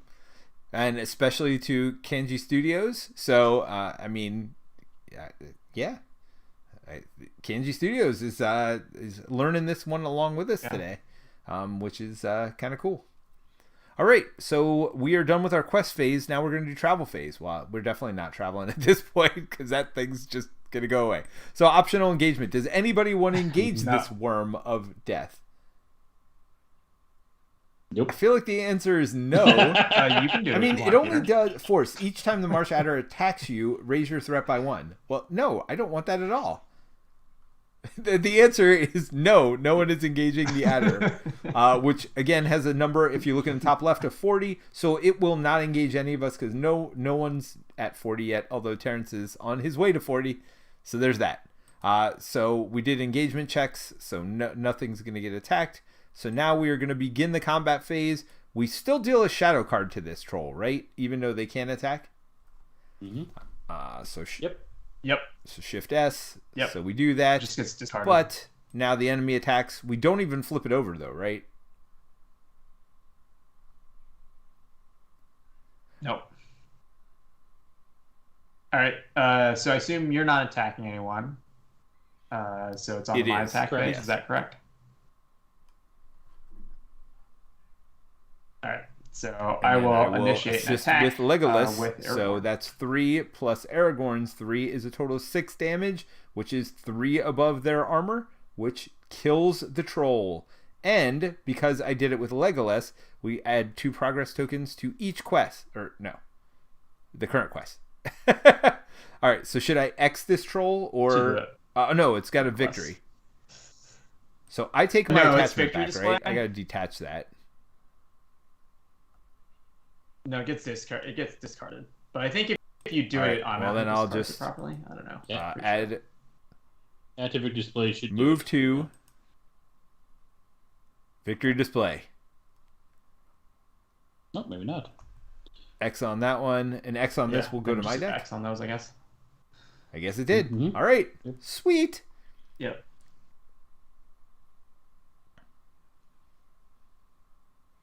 Wait, what shadow? This card. Shadow effect. Choose and discard 1 attachment from the defending character. Yeah. If this attack is undefended, discard all attachments from you control. All attachments would have been very, very bad.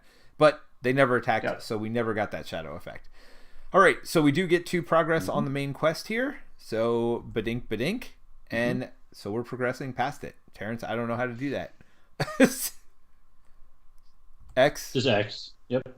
I think you just hit X. All right, on it, so right? Anduin Passage. Yeah. After defeating the troll, you are able to board the raft and embark upon a river voyage. As you depart, your enemies pursue, harassing the small vessel as you attempt to navigate the river. Hold on. I skipped Steve again. Steve. Nope, just happens right now. You're good. No. It progresses. It happens right now because we placed the progress. So we're still in combat. We're in phase, player attacks. Okay, so because I was first player, on the quest. Terrence went, and now Steve's going to go after. Okay, I got it. So I'm sorry. So as you depart, your enemies pursue, harassing the small vessel as you attempt to navigate the river. What does that mean? That means we need 16 progress. Holy moly. As your enemies harass the raft, it's difficult to maintain balance and effectively fight them off. Reveal 1 additional card from the encounter deck each quest phase. Do not make engagement checks during the encounter phase. Each player may still optionally engage. So the enemies are going to stay here. They will never engage us intentionally, which I guess is really good for done here over here. But we can still engage 1 each turn. All right, and we reveal an extra card each turn as well. And at this point, we don't know how many cards long this journey is, correct? I mean, you would know, I guess, if you were dealing it. Is it 3 or 4? I'm not sure. How many cards is this journey? So we're on stage 2 right now. Oh, stages? There's 1 more after this. Okay. So we got 1 more stage after this. Yeah, there's 3 total. So, combat. Still combat phase. Steve, you attacking with done here over here? I am. So, we'll attack here and exhaust. So it's going to be 3 attack. It's 1 defense. It's going to be 2 more damages. Boom, boom. All right. We're getting there. Wait. Sorry. Slowly but surely. All right. So now we're going to ready. So Shift N. Oh, did you add 2 also? Sorry. I'll. Oops. Yeah, my bad. You're good. It's Friday night. I have not been drinking, and I'm still messing stuff up. Oh, now get faint. Oh, I should have had you draw. I got faint too, by the way. But literally, if I had myself draw 1 more card, I would have had the faint. Yeah, I was gonna make a comment. I was just like, who has the small so faint. Because you'll see it on my screen now. Choose an enemy, engage with a player. That enemy cannot attack the player this phase. So basically, instead of losing my snare, I could have just fainted for 1, which would have been nice. Now, can I do that even if you're the defending player? Oh, correct. That is kind of money. Oh, Yes. I got Gandalf too. Or am I looking at somebody else's hand? I'm looking at your hand. I didn't get faint, by the way. You got faint. Oh. Wait, I got River Song. So did I not draw a card, or do I have 2 Rivers? Oh, I got 2 stupid River Songs in my hand. Great. Well, one is basically discard fodder for Anduin then, because you can only have one in play. So, or either that, or I guess I could, chump with River Song and then play it again next turn. All right. So we're at the resource phase, but we're in the planning phase. And Terrence, you are the first player, buddy. What are you going to do?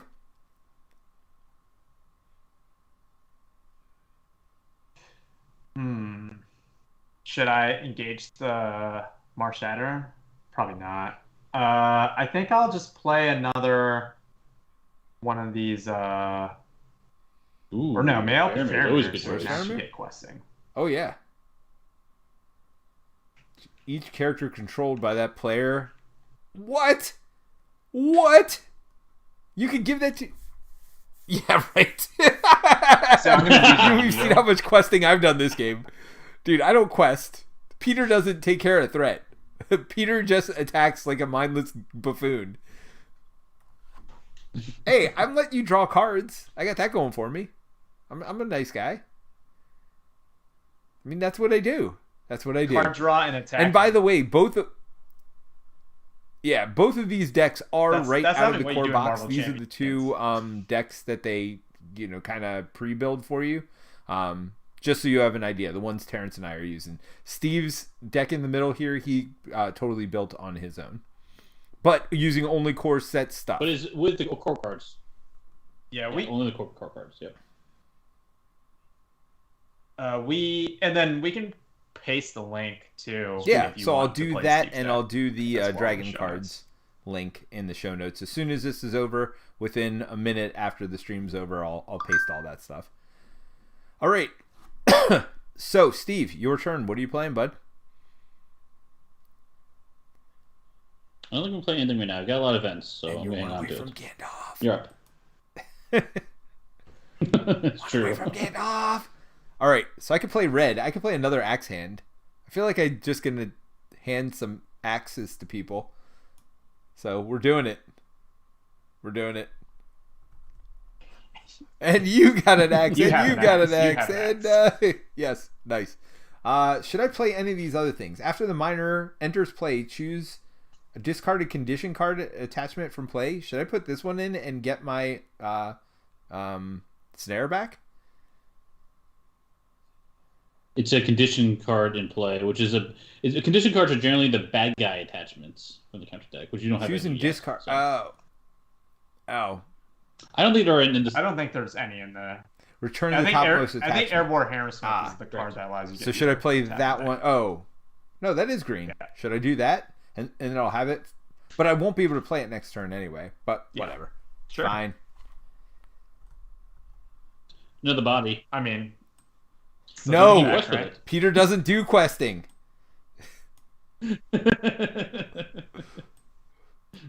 Erebor Hammersmith Actually, doesn't do questing. Okay, yes, I will quest with him if you actually give me really the good plus ally. 1 questing to all my characters. I will quest with Erebor Hammersmith only. Him alone. Yeah, probably. You think? I might give it to myself. I might give it myself and quest the Nice. Snowboard Scout to get. Okay, extra so plus one. I am done playing my cards because I am completely out of resources. So one thing to note, if you lose one of your heroes, that hero no longer generates resources, so now your resource generation is down, which is what we in the industry like to call bad. So yeah, you don't want to do that. The technical term that we use in the industry, and I don't know what industry that is, but the industry is bad. Sure. My industry. Card game Kind of like industry? the guy from Braveheart. It's my island. This is my industry, which I've produced nothing in. So, yeah, we got that going for us. I I think I'm gonna use my Dwarven Tomb actually to return the Testicle back to my hand. How do you do that? I'm sorry. So that's a card you have. The Dwarven Tomb. Oh, okay. This card that I put in Steve's player. Yep. Pay 1 to return any spirit card from your discard back to your hand. Because that Test of Wills is good. I mean, ignoring when revealed effects seems real good. That's the kind of that's like Black Widow type stuff. That's the kind of stuff I like. Although you have no resources to play it, but you could get resources. Oh, Aragorn can do. I have Aragorn. I was also going to say Theodred could give her the resource as well, but he doesn't need to. He can just give it to Aragorn. All right, so we are committing to the quest. Yeah. Terrence, you're first, and this is my quest. All right. No matter how far, no matter how hopeless. Oh, because you can exhaust to add. So that would also add to Aragorn, who is also on the quest as well. So it's 4 extra you'd be adding, which seems not terrible. Yep, 13 in real world terms. If you do Shift Q, you can quest without exhausting. Yep, he does that for Aragorn. Yep. Okay, just.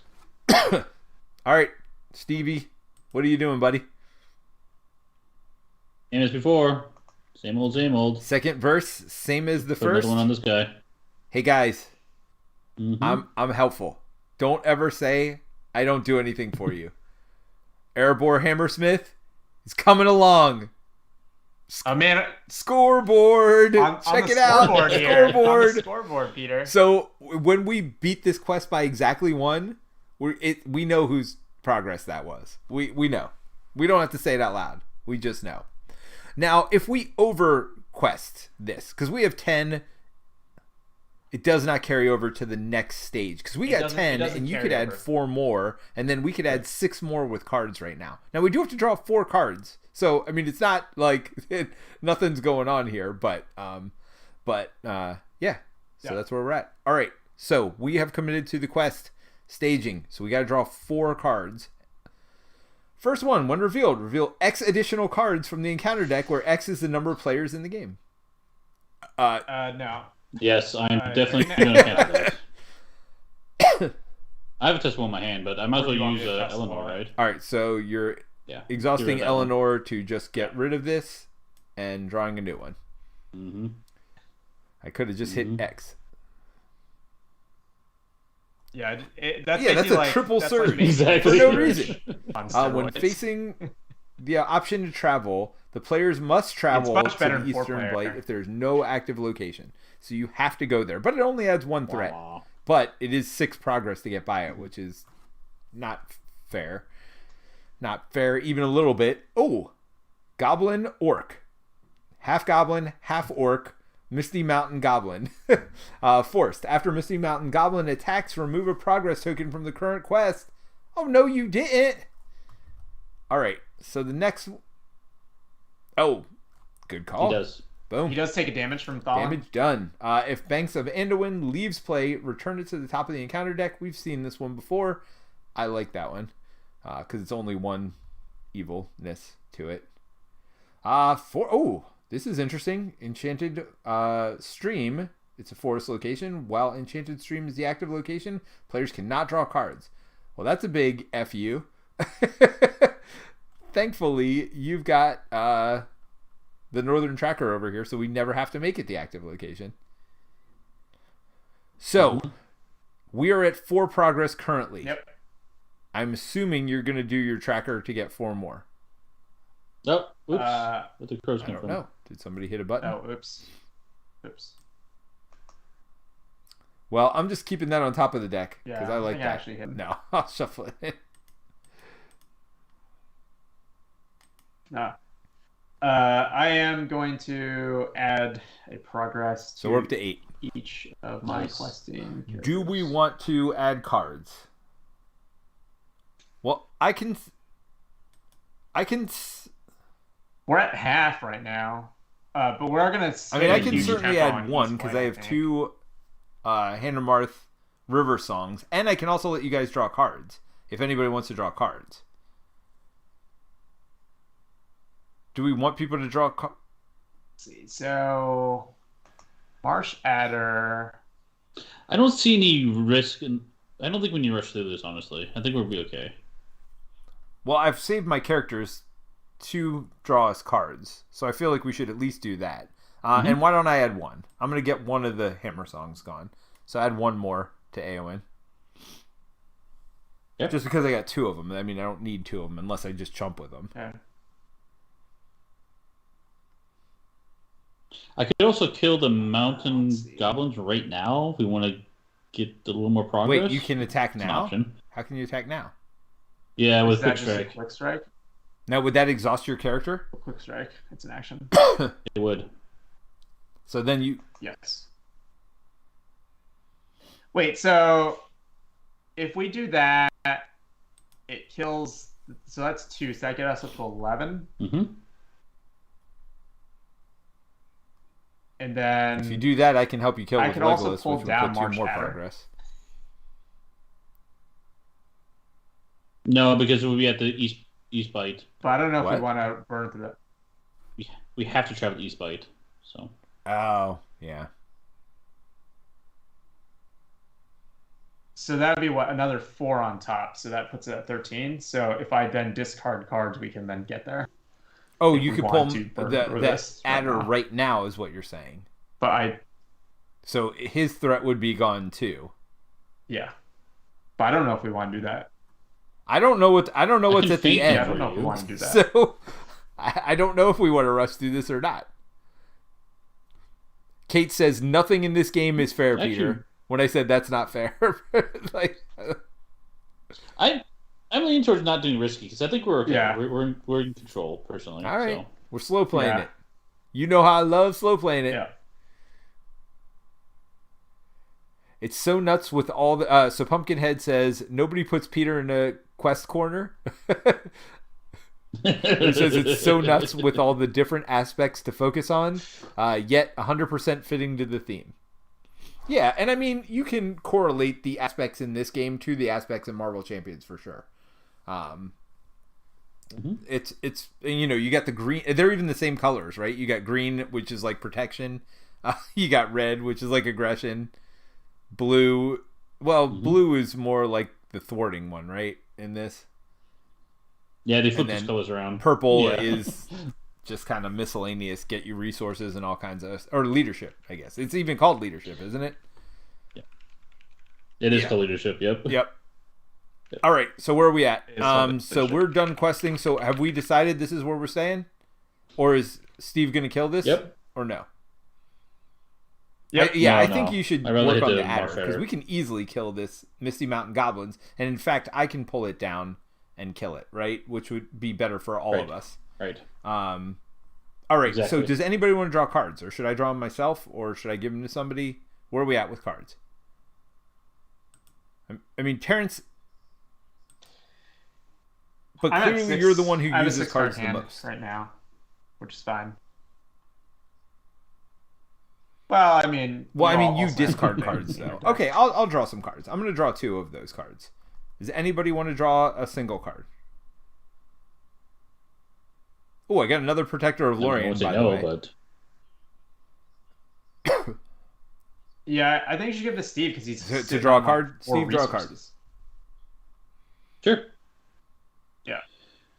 Stand in a fight. Nice. Choose an enemy in the staging area until the end of that phase. The enemies. Oh, okay. So I got the enemy version of. Oh, by the way, I got secret paths too.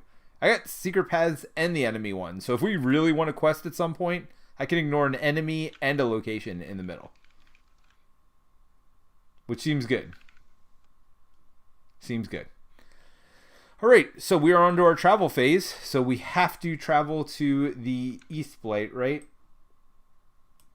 So there's that. Oh, wait. Did we add our progress? We didn't. So it was 9. It was 9. Yep, and then we travel to East Blight over here. And then now we are to engaging. So I will engage this because they won't automatically come down anymore. I'm going to engage this Misty Mountain Goblin over here. I really want a weapon, actually. I might take all my card draw next turn unless I get the stupid weapon. Because adding 3 progress is way better than adding 2, and extra damage to orcs is way better than not doing extra damage to orcs. So there's that. All right, anybody engaging the adder? I'm assuming no? No. Okay, Nope. So we're done with the encounter step. So we're going to deal shadow cards now. And then we attack in or no. First they attack us. So it's attacking me. I'm going to block with Denethor. I actually wouldn't do that. Why not? I would actually recommend Aragorn to block, because that way you can use your ability. To look at the top card? If you want. I mean, I guess Sure. Aragorn's got nothing else going on, right? Unless you get some nice shadow effects. But That's true. sure. No shadow effect. Bump his defense. All right. So Are you sad that there was not a shadow effect? we do I'm have to super remove happy a there was progress from the... No, I'm happy he's not. Hold on. We had some cool stuff happen there. We remove a progress from the current quest, which there is no progress on, right? There is. There's 9. There is. Oh, you remove it from that quest, not... Because the active quest is this one here, or the active location. That's the location, not the quest. Boo. All right, so he is going to remove that when he attacks. All right, but I'm going to go ahead and attack with these two to do 3 damage. You'll need Legolas. No, Legolas only does 3. Oh, he has a damage counter on him. You're right. Yep. All right, so Legolas does 3. That's the armor plus 2 more. Boom, boom, boom. Let me see you say dead goblin. Well, technically, Steve attacks before you because I'm first player. Oh, I'm sorry, Steve. I skipped you again, buddy. Go ahead and do your attack. There you go. So Cool. that's 3 damage. Another 2 damage on that guy. All right, I'm gonna let you damage. add your own damage now. I'm sorry, I took all the fun. I'm a fun sucker. I'm sucking all the fun from everybody. You need to put. You can also, if you want to trigger Legolas's response. Yep, you can I'm gonna also add put the 2 2 progress. quest tokens over here to the active place, and we are keep going. All right, so we're done. Shift N. Mm-hmm. To the next round. I got Gandalf. Do. Never gonna have 5 resources. Do. Okay, I am going to, for 3, I am going to play a Galadriel's Greeting. What does that do? Nice. And I'm going to point to, there we go. Boom. I don't know how to point to you, Terrence, but I'm going to drop your threat by 6. Thank you. I mean, that seems Nice guy. that Steve. seems good. Yeah, Mhm. I think getting under 35 on this quest is super. I mean, nice, it because you appears get to do be, those yes. stretchers. Okay, that is... I got some other cards for the events, so I'm good. All right. So what do I got? I got another Protector of Lorien. I could put that on my Hammersmith over here. What do you think? Hammersmith? I mean, he's good, but maybe not that good. I mean, he could protect us from all kinds of stuff. I mean, he's my only quester. Right. Does anybody else want to discard cards when they quest? I guess I should give it to Thalen, right? And that way, if you want to discard, you can. That seems smart. Good. So I'm going to do that. Yep. So I'm removing that to give Thalen the Protector of Lorien. I give you this title. Don't tell anybody. I also gave it to Aragorn, by the way. Just we'll ignore the fact What? that How could you? I've named several defenders. All right, so I do have the I thought we had something yeah. special. You thought wrong, buddy. It's not unique, man. Didn't you know? That's right. Exhaust Hammersmith further songs to look at the top card of the encounter deck. Should I get Hammersmith? So the negative of getting Hammersmith is then I can't ignore with Secret Paths or Radiance Cunning, which I feel are good cards to keep in my hand just in case something real bad comes up. Probably. By the way, remember, like it'd be good if you got like the Badlands. That's like the 5 cost, the 5 threat. Yeah. So you notice how I got rid of all those red cards early? I might be regretting that decision here soon because I'm just not drawing red cards right now. So I got that going for me. But Terrence, it is your turn.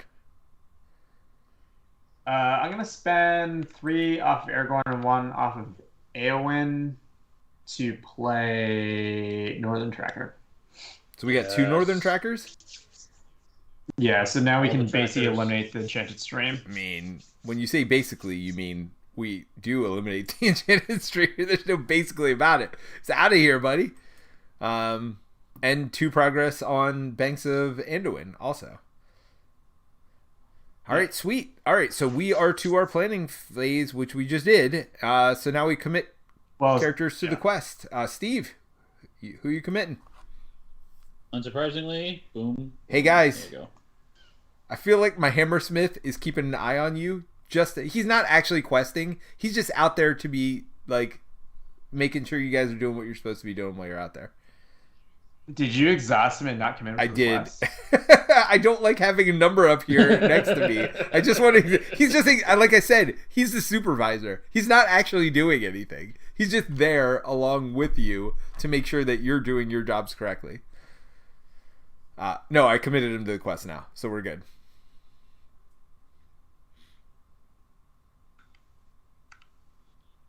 I like how you commit the snowboard scout for 0. Wait, why did you do that? Because Faramir. Oh. I mean, it seems like you're really wanting to progress some stuff here. That's how we win, turns out. I mean, Terrence, why are you so concerned with winning? All the time. That's all I hear from you. Like, I just want to win. This is how you win. I don't care about that. I mean, I kind of do. I want to win. All right. What? Well, one of us has to quest, right? I mean, I've quested 2 turns in a row now. I will have you know. I'm just saying, I am questing more than twice what both of you are questing combined. True statement. I mean, more than twice. You're questing, probably by the end of this, you're going to be questing 5 times what we're questing. What are you talking about twice when you exhaust Faramir over here? Oh, yeah. I'm going to give Faramir the money. If that's cool. But Faramir's not committed to the quest, so it's not cool to me. He is committed to the quest. He's just ready. Wait, what? How is he ready? I used it unexpected to... You meant Aragorn, not Faramir. Oh, yeah, not Faramir. Aragorn. Oh. Faramir I was like, what are you talking about? All right. So I did... Yeah, I just want the spirit resource for Tessa Will in case something comes up. No. All right. So Despair. When revealed, remove 4 progress tokens from the current quest card. If there are fewer than 4... I mean, I don't think we're sad about that, right? Yeah. It's okay. I mean, there are way worse things, right? So that was 1. Yes, exactly. Look at the shadow effect on that card, by the way. Shadow. Defending character does not count its defense. Well, yeah. I mean, there's that. Oh, hey, look, it's the Dead Crows. You ever seen the movie The Crow? Yes. That gets shuffled in the deck. You ever seen the movie The Crow? I don't think so. It was with Oops, sorry. Bruce Lee's son. What was it? Brandon Lee? Anyway, at one point, like, this crow is, like, keeping him alive. He's, like, this... Brandon Lee is, like, this undead, like, Avenger. Like, kind of a good guy undead. Whatever. But the crow's, like, what's keeping him alive. So the bad guy ends up shooting the crow, and he goes, Caw, bang, F-bomb, I'm dead. I'm dead. So he made an impression of the crow. And, yeah. That was a good, memorable part of the movie. So this Wolf Rider surges here, so that's gonna happen unless we want to cancel that somehow. I guess there's no when revealed effect, so we can't really do that. All right, so we've drawn at this point this Despair card. We've drawn the crows, and we've drawn this. So this We got 2 more. 4. 1 reveal. Deal 1 damage to each character controlled by a player with 35 threat or more. So that's nothing. And last one is this. Force. After Misty Mountain Goblin's attacks. Yeah, that's fine. We do need to put a damage on. Oops, that's progress. we progressed him on the quest. All right, so you're killing this thing this turn. Can you do it now, Steve? I can. I mean, is it worth it to remove the 3 threat? I mean, we're already 12 progress. I could ignore something also. So it's 12. It's 12 minus 4, right? So 8 on top. So if we do 4 more, we do progress. So I could ignore it, or Steve could kill it. Either way. I'm gonna kill it anyway, so I'll just do that. Well, except you're using a card to do it. He's got the money. I got the money, so I'm gonna play Quick Strike.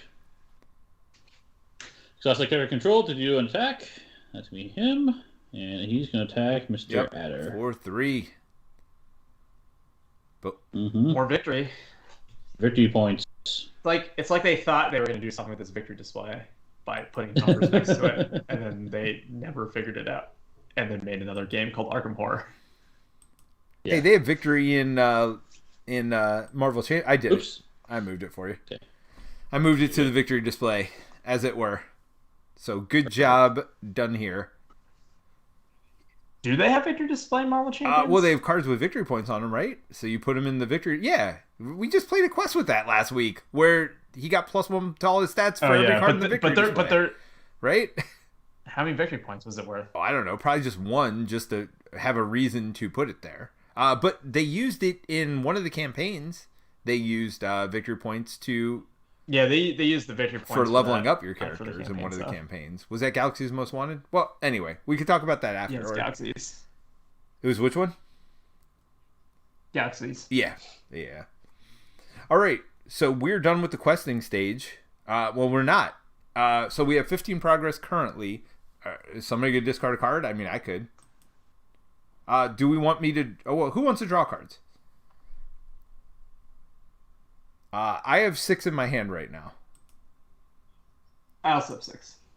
Steve also. So does anybody have more resources? I mean, Terence, you generate more resources. I have resources. I don't know that I need cards, though. You guys can both discard cards to do better stuff. So why don't one of you draw? I don't think I need it Terrence, either, so draw 2. Go ahead and take it. Steve, Terrence. draw 1. Okay. Okay. Oh, here it is. Steward of Gondor. Finally! So, Steward of Gondor, which the card I thought was broken when the game first came out, and I still kind of think it's broken. Attached to a hero. Attached hero gains the Gondor trait. Exhaust Steward of Gondor to add 2 resources to attached hero's resource pool. So, you spend 2 on it, and you can immediately get 2 right back. And it's not even restricted. What the heck? It's like the most ridiculous card ever.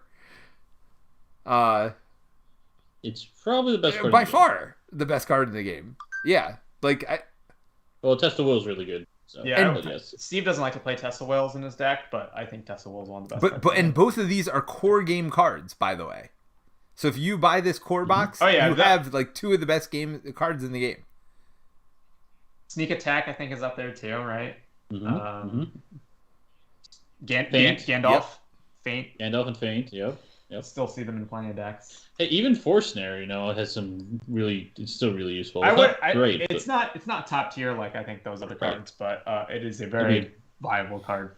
Trap cards are kind of a niche archetype. I would say. Steward of Gondor is unique though. I didn't realize it was unique, so it's not as broken as I thought. Oh yeah, I mean if you could play like infinite of these things. Oh no, I think I used to. I think I cheated when I played. I didn't realize it was a unique card. You're just like I have 3 of these. Yes. I'm generating 6 money a turn. Yes.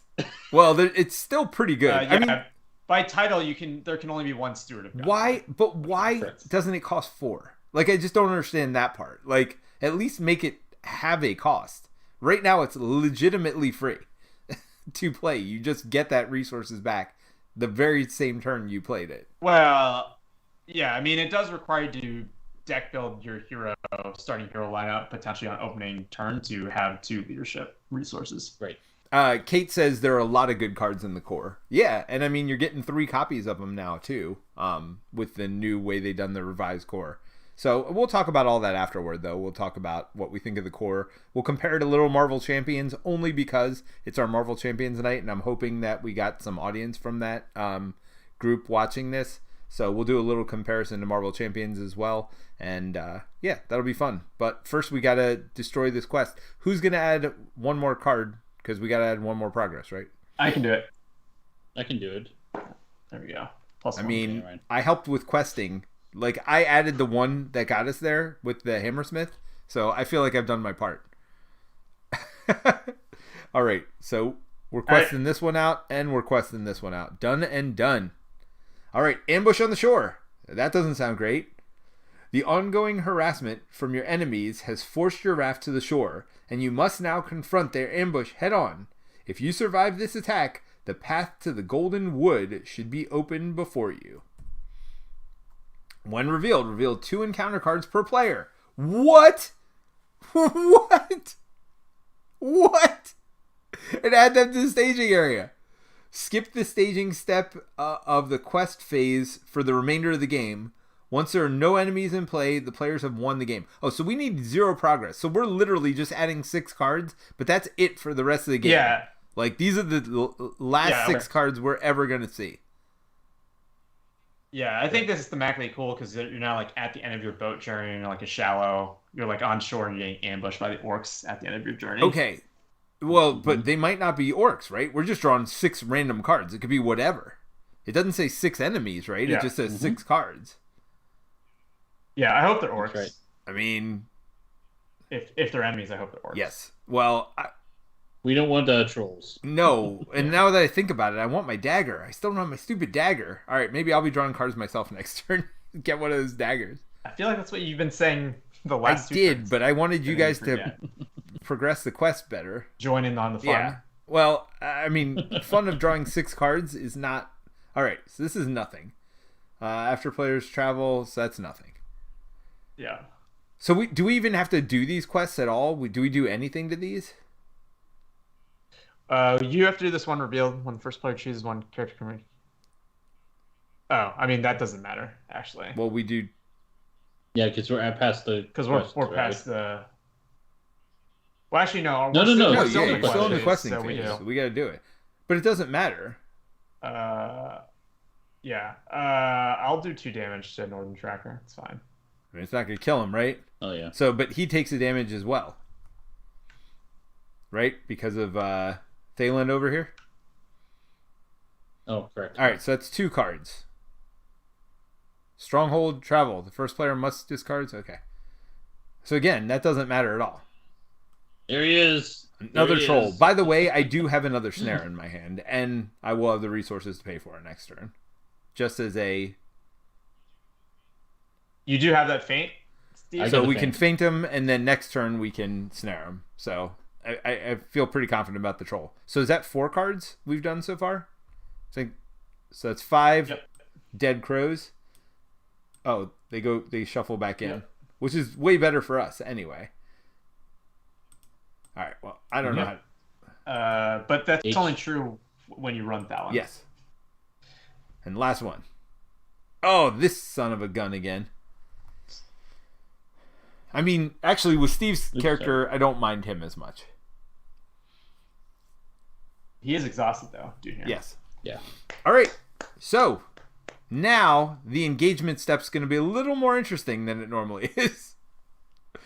All right.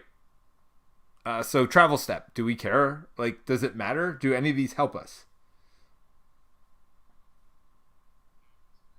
Well, we could travel to this one and it just goes away, right? We're going to Northern Tracker. We're going to Northern Tracker all this stuff out. Yeah. I mean, there's no reason not to do this, though. We put this here and it goes right away. Oh, no, but we skipped the staging step of the quest phase, yeah. Yeah, so nothing comes out. Right, but I'm saying we put the brown lands... It doesn't matter, but I'm just saying for people to know this, it goes away.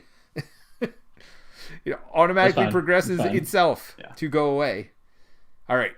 So we're done with the travel phase. So optional engagement. So we should probably think about this.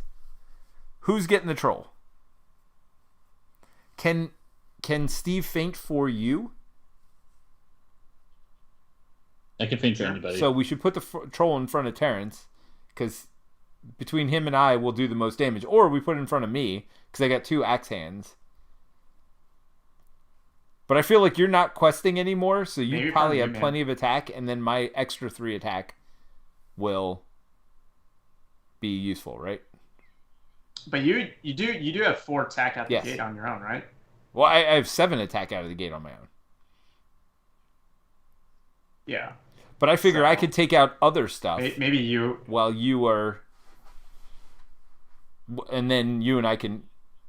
Gaming with you has a question. He says, don't the crows surge? And normally they would, but Thalen has a special ability. He does the damage and kills him right away before the surge even takes effect. Yeah, he's errata. Did it originally say as it is revealed? It says it right on the card. While Thalen is committed to a quest, deal 1 damage to each enemy as it is revealed by the encounter deck. I feel like that's not how the original printing of that. Well, don't forget, this is a revised core, so they could have updated the wording. Right. Yeah, I don't think these screen scans are from revised core. Settle down, Terence. Settle down.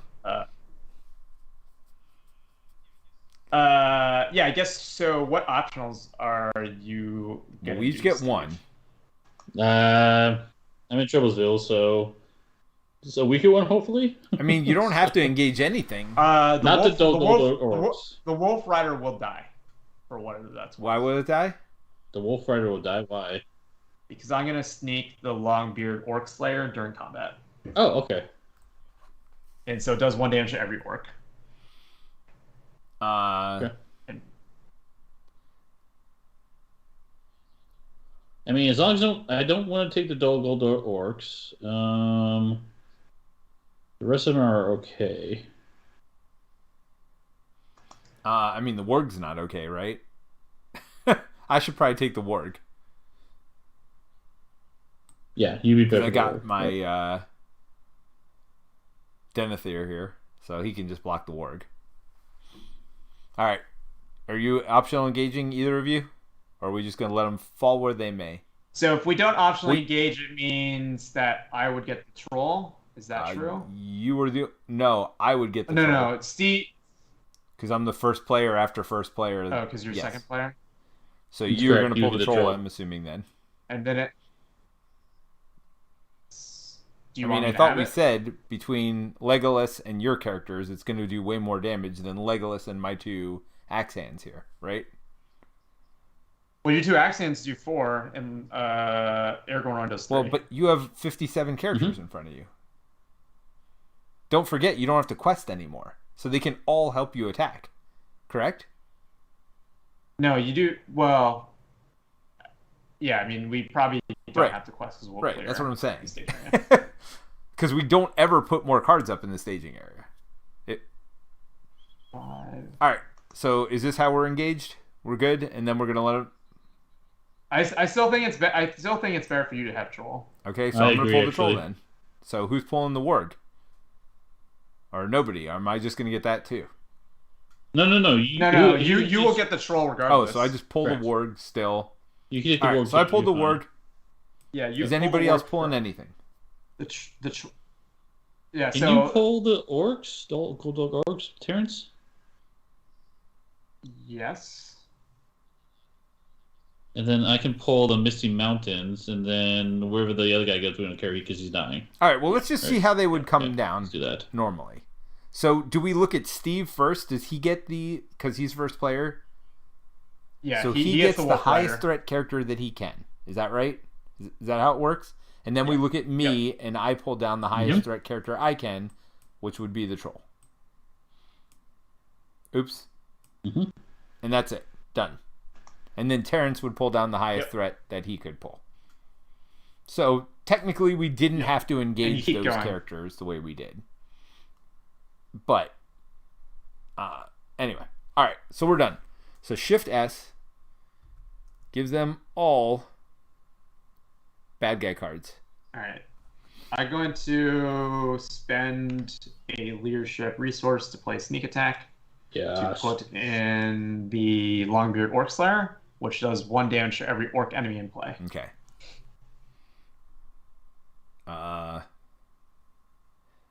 Troll is not an orc. No, it's just the one Steve. So this one's dead now, right? So we X that one. Yep. This one is not dead, and this one is not dead. But you've got a chumper now too, which is nice. And a little more than a chumper, because he's got decent life, so he'll probably survive this attack. Okay. I'm also going to play this card in the action window to target your troll. Oh, you have to exhaust the character? Oh, not that card. Just kidding. Wrong card. Sorry. This one. There you go. Ah, faint. Yes. Yes, that would be very good. Thank you, Steve. I appreciate that. Look at you with the targeting retina over there. Tease for that. Well, you can leave it there. I like that. I like that there. Well, that way I won't forget. Not that I would forget anyway and attack myself for 6 for no reason. But still good to have there. All right. So let me see if I have cards, because honestly, I don't even know. The snare I can't do yet. Those don't help. That I can't do. Okay, so no, I don't have any useful cards. But, Steve, you're the first to get attacked. So what are you doing about your goblin over here? Okay, so it's 2 damage. He is attacking you for 2. So let's see what... Oops. Bit. Nada from nada leaves nada. So... I like seeing that as a shadow card. Yeah, chieftain up that's pretty good. All right, so now I'm getting attacked by this warg here, and I'm going to defend, and I'm hoping there's a shadow effect here, so that warg doesn't run away like a coward. Shadows. Attacking enemy gets +1, +2 instead of defending player has threat of 35 or higher, which I don't. So that is a total of 4 damage. I block for 3, so I'll take 1 damage to keep this orc around, or I'll progress myself 1 toward the quest. All right, so that's good. And then this does not attack, and then you get attacked by these orcs here, and you've got a blocker. Yep, I'm gonna block with the Longbeard. So this does 2 damage plus. You gonna flip it, or you want me? You can flip. 2 damage plus nothing. So 2. You've got 1 defense, so you're gonna take 1 damage. All right, so you are gonna kill your orcs without any help because you got Aragorn here. I do have 2 things in front of me. I got to get rid of the wargs first, I feel like. Yeah, I think you just... I mean, I'll still do 1 damage to the troll. I get that going for me. Yeah, exactly. All right, so we're going to attack with Legolas. Oh, I'm sorry. It's not my turn. It's your turn. Actually, no, I'm not going to do that. I'm going to kill your dude, Steve. And then I'm going to spend my axe hands to kill the warg. Right? Okay. Sure. I mean, the only negative is this stupid troll. Now, nobody can pull him from me, right? So we're just going to sit here and... Oh, you can? I can. I can play Son of Arnor to pull him. All right. Yeah, because I feel like then we have nothing to kill but the troll, and the troll will be snared.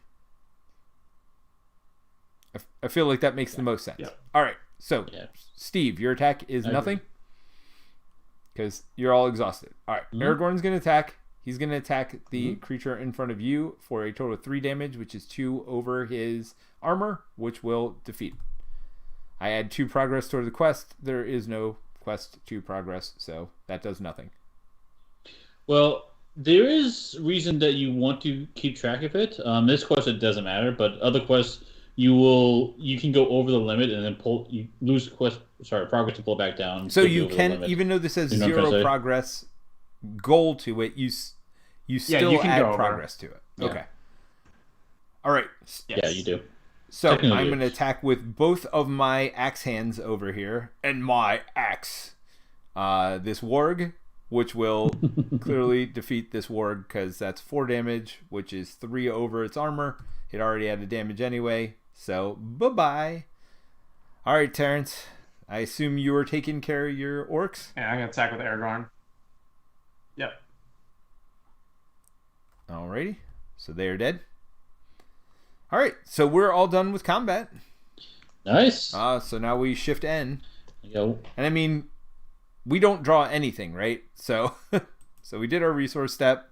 Now it's just planning step. Yeah, you do need to discard the shadow card, though. Yep. Alright. So, I mean, clearly I am just snaring the troll, which basically effectively ends the game. I mean, it feels good. Because at some point it will die, right? We're literally never getting another card out. At some point, this troll will die. Do you have more attack on you? Any red cards? Well, I can draw. Hold on. Here you go. I'm going to draw 3 cards. Because why not?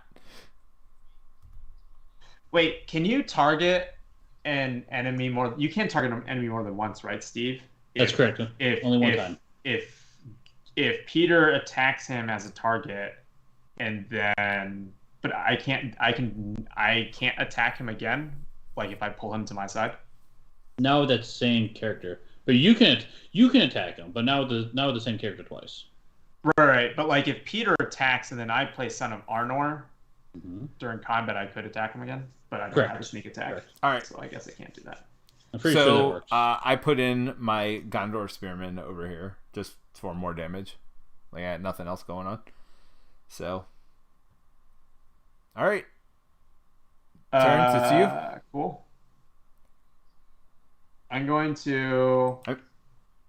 Unless someone else needs the steward, I was just going to play steward on Aragorn. Which I'll use immediately. To just get those 2 resources right back, yes. And yeah, is there a reason? Do I play Son of Honor to pull the orc? I feel like I don't. I do 3, 4, 5, 6, 7, 8, 9, 10. How much you do without Legolas? I do 7 without Legolas. You got him. Well, yeah, 10 kills it anyway, right? Oh no, it doesn't. It's 1 short. No, you need 11. I got a card in my hand. Don't worry, we got him. Okay. All right, that's fine. I won't do anything. Okay, I'll play mine. Oh, this card's pretty neat. Time has come for his arrival. Valiant Sacrifice.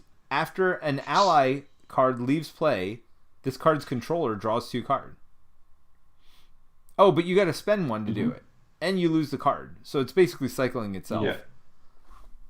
Oh. Well, I mean, unlike Marvel Champions, you don't treat resources as cards. Yeah. All right. So Gandalf is coming into play and dealing 4 damage. Boom, boom, boom. Let me hear you say Gandalf. I put 4 progress on him, which is way better than actual damage. I saw that. All right. So Troll's going to be dead. I mean, it's semantics at this point. Do you want to just go to our post-stream discussion? Well, actually, do we do the questing? How does questing work here? We should do the questing. You do questing. Okay. So we need to do it. Because we... Yeah. I'm clearly not committing to the quest. Or should I put the supervisor on it? I actually, even with the supervisor on it, I can still kill. So, I'm first player. I'm questing. Boom. My contribution. But we're literally not adding more cards, right? So we're just questing for fun at this point? For giggles? Well, yeah. Well, I'm questing because me and Steve are going to clear all the locations in staging. Oh, right. Yep. Well, no, this one still... Oh, no, that gets 2. This gets 2. Yep. So they're gone. When you commit to the quest, that happens. So we have 11 more progress on the main quest. So, yeah, there's that. So we're up to 13 progress. Unless you guys are going to boost it anymore. This was on the top of the deck. So that's the shadow card. Yeah, so that'll be the shadow card, which won't matter at all, again, because he'll be dead. Because he does not attack. Yeah. And then I attack for 3, 4, 5, 6, 7, 8, 9. Yeah, which definitely kills it.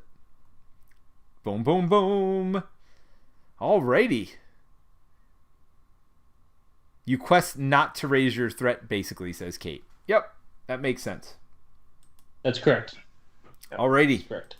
Let's go to our post-stream discussion, and I am going to make us bigger because I like big people and they cannot lie. Embiggen. We're going to embiggen all of us. Steve, you're Tiny Steve. Tiny Steve with big old Terence and Peter. Alrighty. So, you guys love this game. Love this game. Tell me about it. So, is this a situation where you bought into it when it first came out, you've kept up with it the whole time, and the fact that Marvel Champions is just a better version doesn't occur to you anymore because because you've just been with it the whole time? Oh yeah, I'm bringing heat. Actually, I did not buy into it the first time. I got into it maybe halfway through, maybe a third. I don't know exactly whereabouts I got into it, but no, I had to do a lot of catch up for this game. But I did eventually get all of it. But it's my most played game. More than Marvel Legendary? Yeah.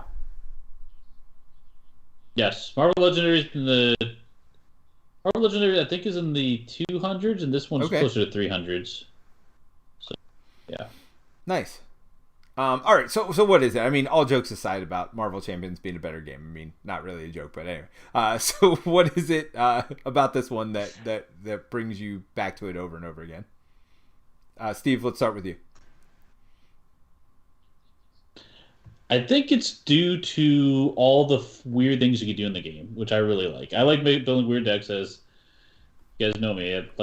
I built a deck in this one that had one hero that could not quest, attack, or defend, just to see if it would work, and it was fun to make that happen. So that's just one of your three heroes, or all of it. And I also I only have one hero. Yeah, you don't have to have three heroes. You literally built a deck with one hero, so you're getting one resource a turn, and that hero could not quest or do anything useful. Was it a solo deck or is it a multiplayer deck? Oh, we played multiplayer. So basically that deck was geared to fully support the other person, which was really funny. I mean, but you only have one resource a turn. Mm-hmm. There's ways of more resources. Seed of Gondor or whatever. Huh. Yeah. I feel like Terence would have raged halfway turn. through that game. like if he was playing with you. No, I rage Terence when I don't give him +4 willpower. Yeah, there's stories already from like the first time I met Steve, we were playing was at Con of the Rings, and we were playing, and there's this amazing quest in the Breaking of the Fellowship kind of thing in the kind of saga series, and it's like that scene in the book where someone had like Frodo's running away, right? And so that like one player basically gets the ring bearer and has to basically escape, and that's the only victory condition. Yeah. That's how you win that quest at the end. But it's random; like you don't know who's going to get it. And I happened to draw the short straw there, and I got Frodo. But the deck I brought was actually a support deck, so I basically brought a deck that just put stuff, enabled everyone else to get their deck set up, and then I'm off. Like it's like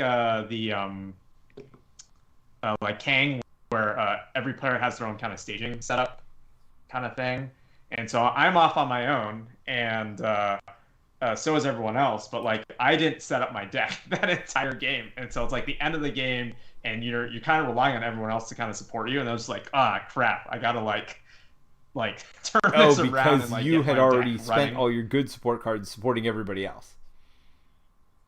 Yeah, like I was giving, like you, right? Like I was giving other people card draw. I was playing all these good attachments and things on like other players and like getting their decks ramped up faster, which is fine because like it's a cooperative game, right? And like they could pull stuff off of me and other things. And like it was just funny because like I was barely questing enough to like get past the staging area, and mine was the only one that mattered for me to make progress on. Everyone else just had to like prevent their threat from so you were in your own area at that point. I get it. And Yeah, you're in your own area, but you can still like affect other people's like play states, right? Like you could still play Feint, you can still do things. You're like still in the area, but your staging is separate. And Steve was playing Galadriel, who can't quest, attack, or defend. But if you get her ring on, she can actually give 4 willpower to any questing character in the thing. And so he had this character, and it was just like, right. He could have given that to me like many turns ago. And that's kind of the running joke, is just like he was just focused on this board. I also feel like that's on you, Terence. Like a bunch of stuff. Because you should have known that he had that card, and like you should have been calling him out. Like, Steve, what's up? You gonna give me that ring or what? We did mention, I think, a few turns, and then he's like, at one point he was just like, oh yeah, I guess I have this character that could donate willpower, and I'm just like, at that point I already built my stage area where I could beat the quest on my own. He just like contributed for like when I was already winning, and I was just like, thanks, Steve. You did that like so 2 you turns ago. won. That won isn't the game even 2 turns it's earlier. a funny story if you lose in that situation. Yeah. Yeah, no, it's a funny story. It's mostly just a funny story. It's not like... So Kate has a couple comments. She says, yes, you can build decks with less heroes. I'm still trying to figure out why, although I guess she explains it here. You also have almost no threat. So again, your threat is based on the heroes you bring. So you have no threat, and there's a keyword called secrecy later in the game, which I assume you want lower threat to play these secrecy cards. It reduces the costs of those cards. Yeah, the secrecy keyword. Yeah, so the magic number there is 20 or lower. So if you have 20 or lower threat, then secrecy basically comes online, and then it's a value. So like it'll say like secrecy 1 or secrecy 4 or whatever, right? And so you get to reduce the cost off of that card. And so there's a whole kind of secrecy archetype kind of thing where a lot of those cards are actually in leadership, but there's secrecy throughout all the spheres. But there's stuff like timely aid, which normally costs 4, but it has secrecy 3. So even though you are lower threat, you potentially can make up by being able to like put allies into play for the cost of 1, right? So you can imagine a whole archetype around like playing that stuff, and then like putting like really strong allies, like, oh, pay 1 to put a 5 cost ally into play. No, it doesn't seem good at all. And he doesn't do things like Star-Lord, which like gives you extra threat cards or anything, like to reduce the cost. No. The idea is that you're starting with a bunch of heroes that have really low stats, all right, right, to get that secret. So Terence, I think I know your answer to this, and I think it's probably deck building, but yeah, I mean, So Terence, what is it that you like about Lord of the Rings? I like the deck building, Peter. Yeah, I mean, I think Steve's touched on the deck building. I mean, I think like just, I mean, the card pool is massive if you actually go in, kind of have the entire card pool, which both Steve and I have. Although I guess Steve doesn't have any of the ALEP stuff at this point, which are unofficial kind of fan content.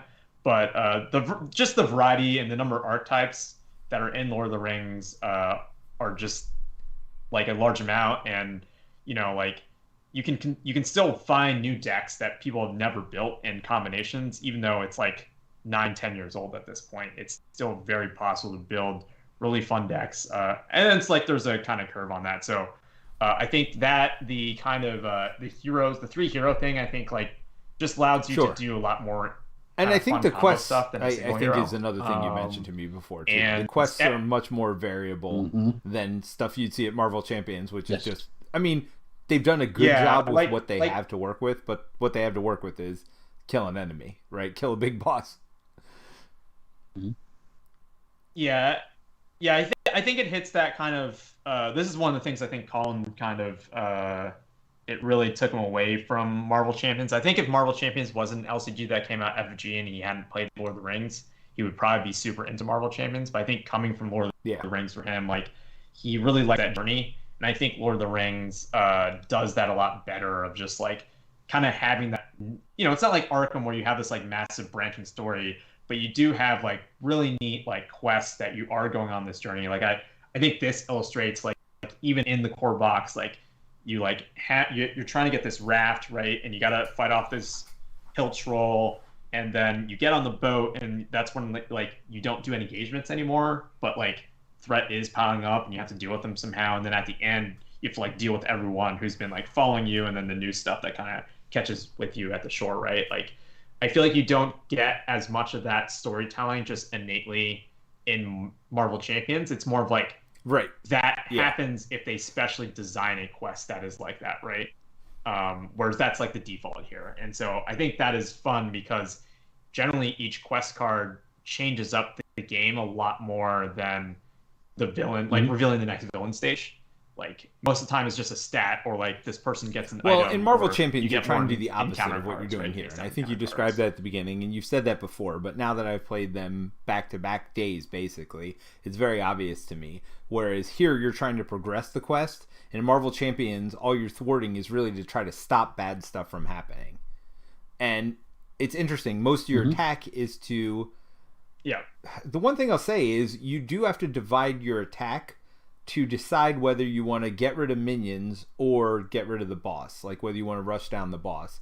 So that's a decision that's not as present here. You're basically just trying to kill as many minions as possible, really to reduce the threat and reduce, the stuff in the staging area to some degree, but to another degree also, because they're going to engage you and attack you. I don't... Yeah, I think it's similar, but in a different way, right? Because you have questing here, right? So it's just like everything is about action economy in both of these games, right? It's just that questing is usually the victory condition in Lord of the Rings, and so similar to like rushing down the boss, there is this like. I mean, your deck was card, ridiculous, right? Like at that's removing the last threat, quest and card. yours is one of the precons in the core set. I mean, that's pretty ridiculous what you were able to do. I mean, honestly, I felt like, and I wasn't really doing a whole lot to help for 90% of the game. I just smacked stuff when it came around, which didn't seem like it was often enough for me. I wanted to kill more stuff. Yeah,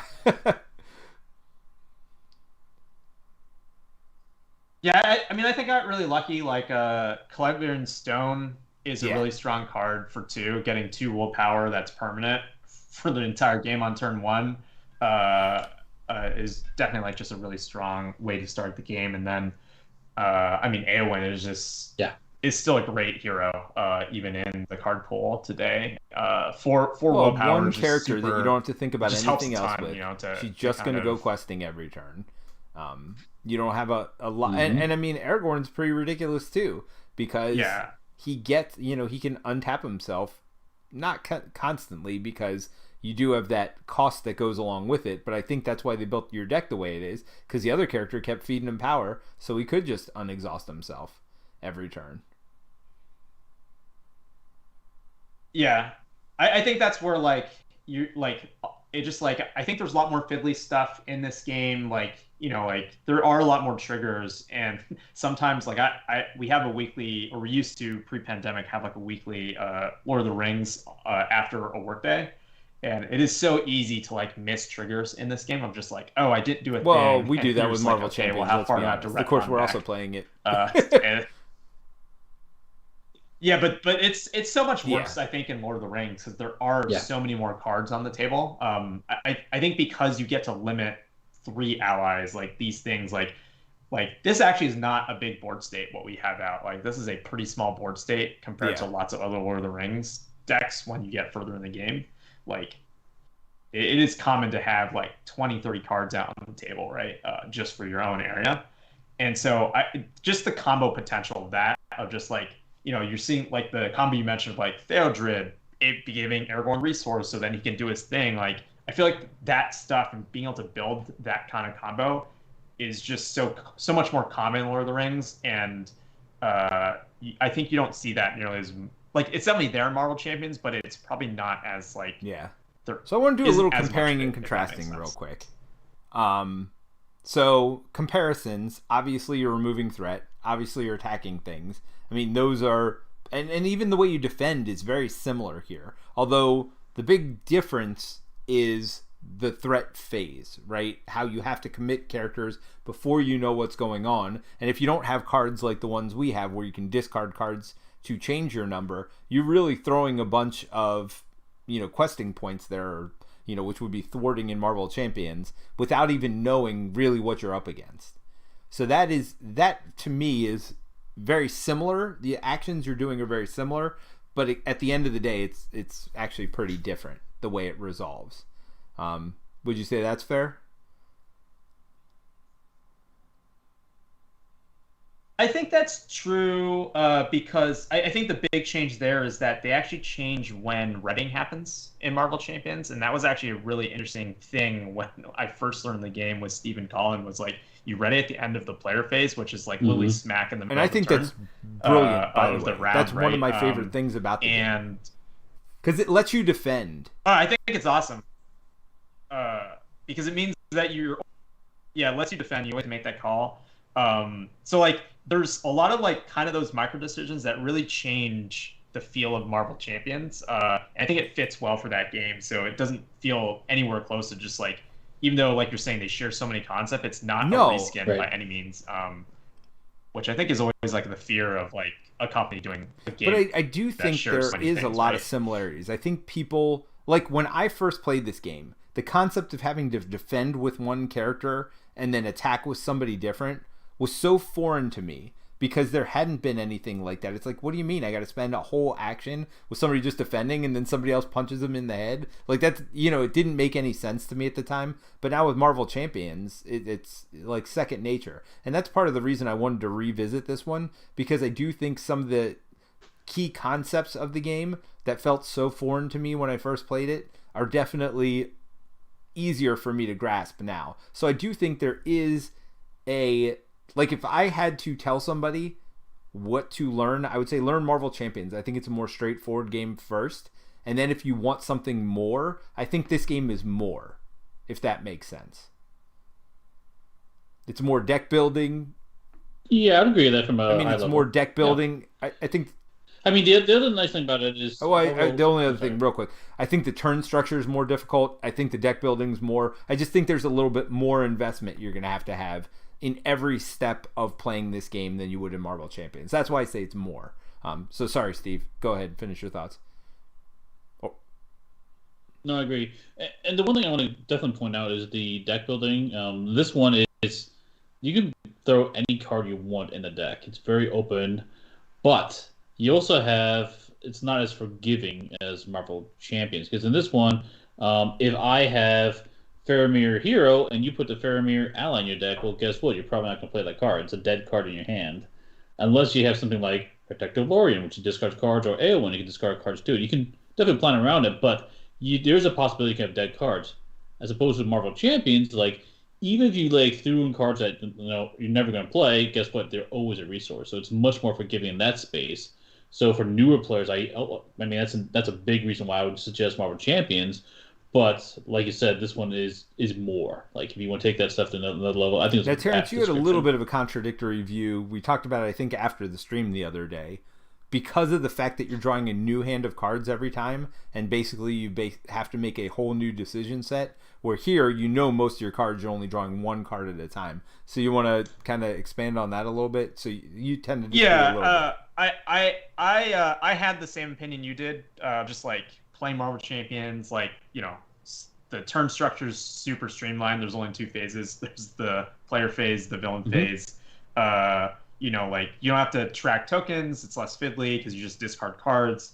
But one of the comments I got from when I would teach new people this game was like, they actually found the game hard because you actually have to draw an entire hand. And especially if it's like you hand someone a pre-con deck, right? And they've never seen it before. They've never played the game before. Like most card games, you're top decking a single card. So like once you've like read your hand, you understand it, you're really only seeing like one new player card a turn. And so it's like easier to kind of plan out your turn because there's not a lot of new information each turn, at least for like your hand of like what you're going to do. Yeah. Of course, that's not true for the encounter and all the other stuff you have to deal with. But like in Marvel Champions, the fact that you have to draw literally a 5-card like deck builder style hand, if there aren't a ton of repeats in that new hand, like you now have to like deal with a lot of information, and so it can make. I think this is some of the complaints you've had with like the lack of simultaneous in Marvel Champions. It can make some of the player turns a lot slower because you have to process so much more information. So you're going to take longer, especially as a new player, somebody who's not familiar with those cards, to kind of decide what you want to do. And also because unlike Lord of the Rings, like if you draw that like 4-cost card, you have 3 heroes on turn 1, you're not going to play it, right? Like, so some of those decisions are taken away from you already. Whereas in Marvel, like, you can, unless you're playing like Hulk or someone, like, you can probably play any card if you really wanted to. Yeah. Whether you should play that card's a different discussion, but like the fact that basically every option's on the table of what you can do, kind of, I think, makes it a lot more complex, potentially, right? Now, the one way I'll swing the other way is I think it doesn't matter as much what you play in Marvel Champions for your first couple of games, because if you're playing against those easy villains on standard difficulty, I think the difficulty is easy enough where even if you are making suboptimal plays, you're probably going to beat those villains on standard difficulty. Hey man, I've seen people post on BGG they can't beat standard Rhino, so you know, like, like it definitely exists. Like, sure, there's definitely skill. Like, I don't disagree with you. I think Lord of the Rings is definitely tuned. I think partially thematically because it is supposed to be an oppressing kind of time in Middle Earth when this takes place, right? So the 30 years between basically in the book, right, of like. When they go off, when Gandalf goes off to do a bunch of that stuff, right? Right. After kind of thinking it is maybe the One Ring, that's kind of in theory when this takes place. So it's not a potentially happy time. It's like starting to become oppressive, right? Just at the start of that. So they try to capture that, and then I think it's also like co-op games. I think were designed to be really hard back then, right? And the philosophy has changed for sure. There's that, and like I think like difficulty scaling was not like, as co-op games have become more popular and more mainstream, I think they've tried to tune difficulty to match different kind of experiences for like what you had, and so that was not part of the original, I think, Lord of the Rings design. And to be fair, they have difficulty scaling in this now. I don't think they did when it was first released, though, right? So they have the gold circles around certain cards, which are more difficult cards, which you can remove from your deck to make it to play easy mode, basically. They take out the hardest of the cards. But those weren't there in your original core sets. Like, do your core sets have those gold rings on those cards? I don't think my core set has the gold rings, but they added them pretty early on. Like, I want to say within the second cycle or something, I'm pretty sure they had gold cards. So it was pretty, I think they got that feedback pretty quickly, and I don't think they were releasing it at the pace Marvel Champions is released today, where it's like, oh, you have a feedback on a cycle, it's gonna get, that feedback's gonna be incorporated 2 years from now, you know? Like, well, the other thing that's useful too is to play like, I think that people use the word sleazy mode, like super easy mode or something. Where you just start with extra resources on your heroes. I mean, that in itself is honestly what I'd recommend new players.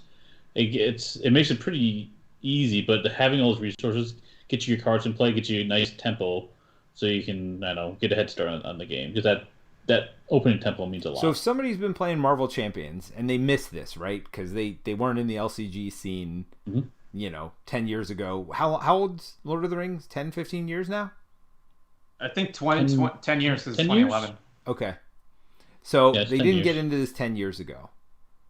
They like Marvel Champions, they play it, but they're ready for something different or something more. Maybe the next Marvel Champions stuff's not releasing for 2 or 3 months. They need something, right? They played all their stuff to death. They're looking for something more. Do you think this is a good step for people? Do you think it's something to get into now?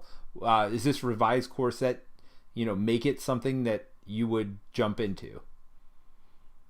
I think it depends on what you're looking for when you say more. Like, I do think, at least for me, like, I know deck building is a big part of my enjoyment of Lord of the Rings, and I think it really dives into that. I know there are those precons that they have announced that are coming, which those decks look fantastic. Of like, they just look really fun to play. They definitely lean to some archetypes and just very different.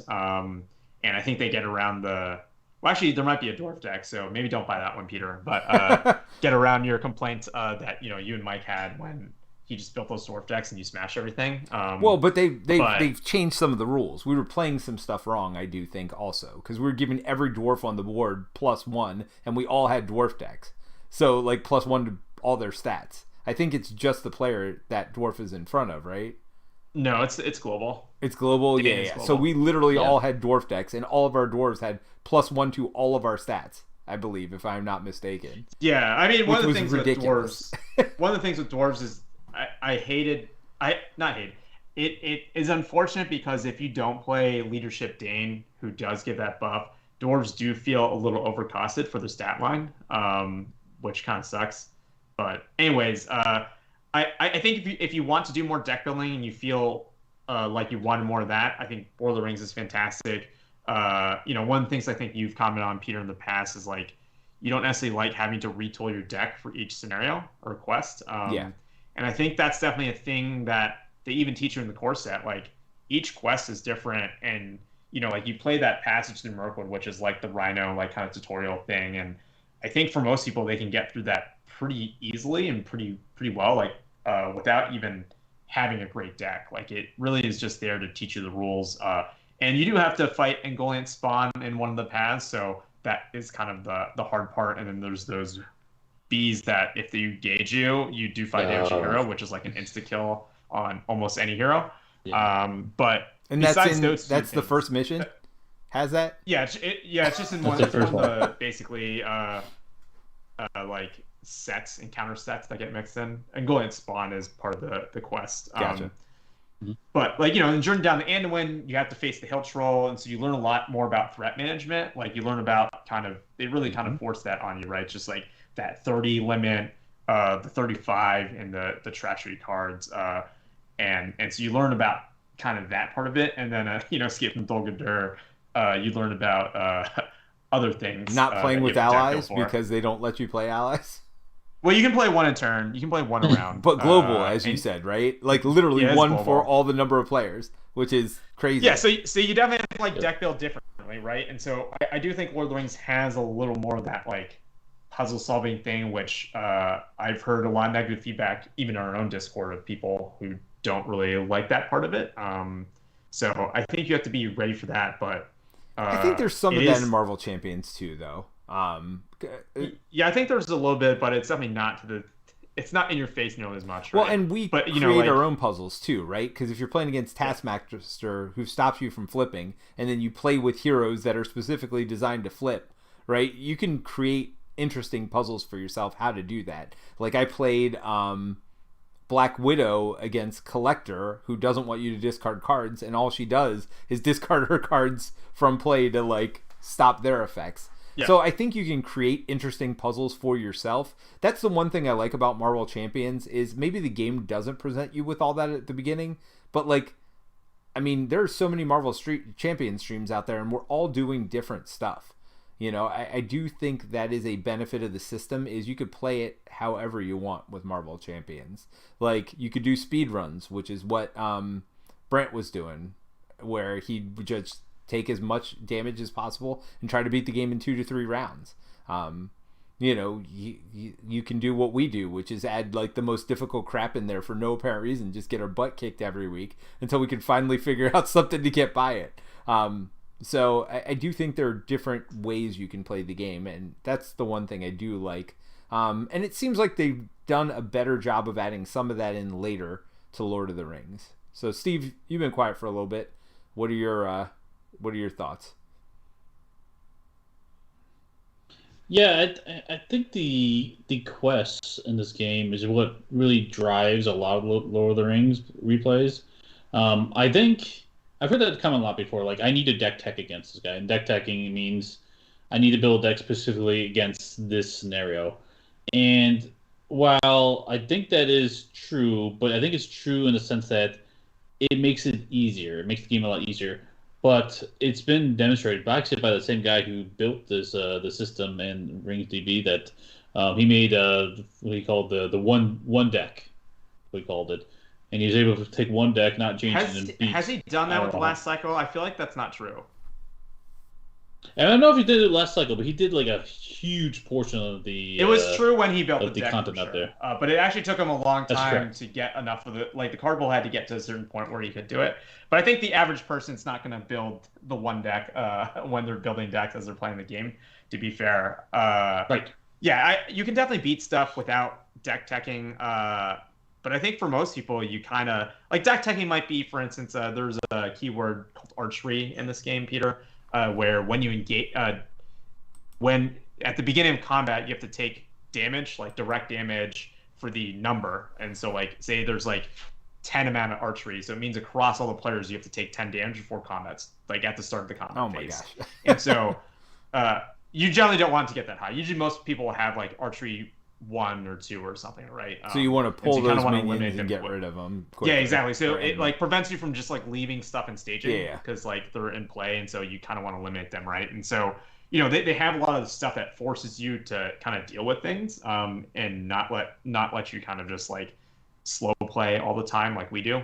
So I think they force tempo a lot in the game, which is good. Mm-hmm. Yeah, which is good. And so like if you're playing a lot of archery and you're taking a lot of direct damage, like you may want to like not change your entire deck, but deck teching could be as simple as like maybe someone should bring some healing, right? Yeah. Like maybe I swap a few of these other cards. And like in your deck, for instance, right? Like maybe you swap some of your other cards, like because you don't need condition removal. Maybe so you swap out your minor to put in a little more healing, right? And so I think oftentimes that's enough deck tech, right? Like it's like, oh, like we got our asses kicked because of this, so like let's see if we like make some tweaks without having to be like, let me retool the entire deck and bring like a new thing, right? But there are some deck quests that literally kick you in the face, like. That require you to go back to the drawing board. Well, and that's what Gaming with Geo said. He said, in my opinion, the third Lord of the Rings quest is still one of the hardest quests in the LCG has put out. But so fulfilling when you pull it off.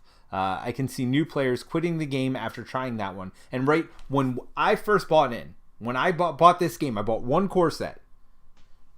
And I played against the 3 quests that were in the box. And I think it's such a negative play experience to this day.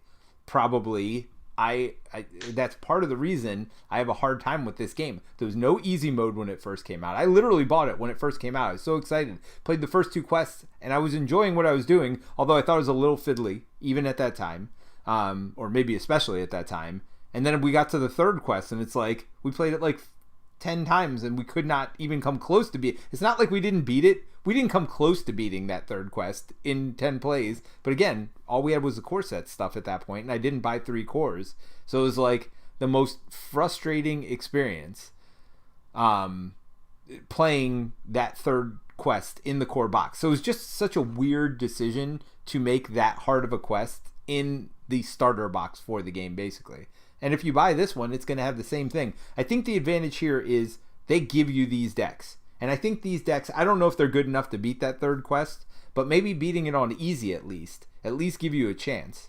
Because I do think these pre-constructed decks are pretty good that Terence and I used. I will say that's a common pattern. It's definitely not like kick your teeth kind of thing, but they seem to have this pattern actually in a lot of the deluxes after this, is that like I think because it takes so long oftentimes for content to come out for the game that they don't want to.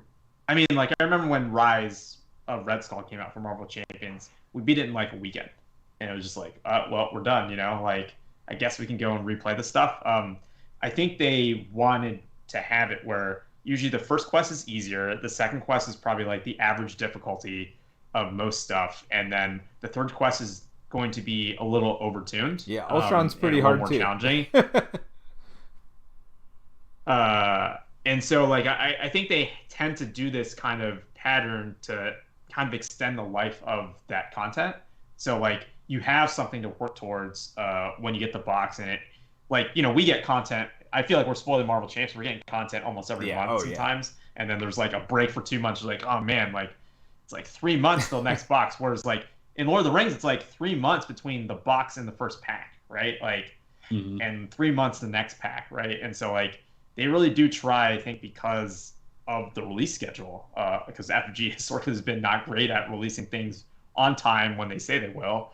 And so I think part of that is to have something that you can like come back to and play and try to like feel like you need to think about it and kind of beat it, right? Yeah.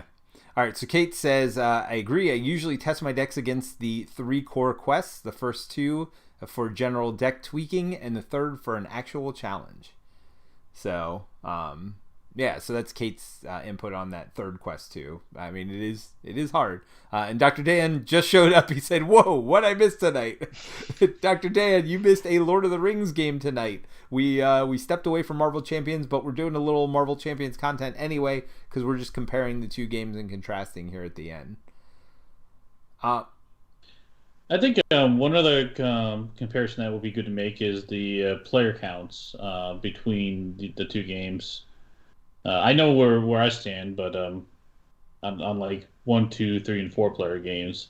But I think I'll just say it outright. I feel like it's very long, regardless, Champions or Lord of the Rings.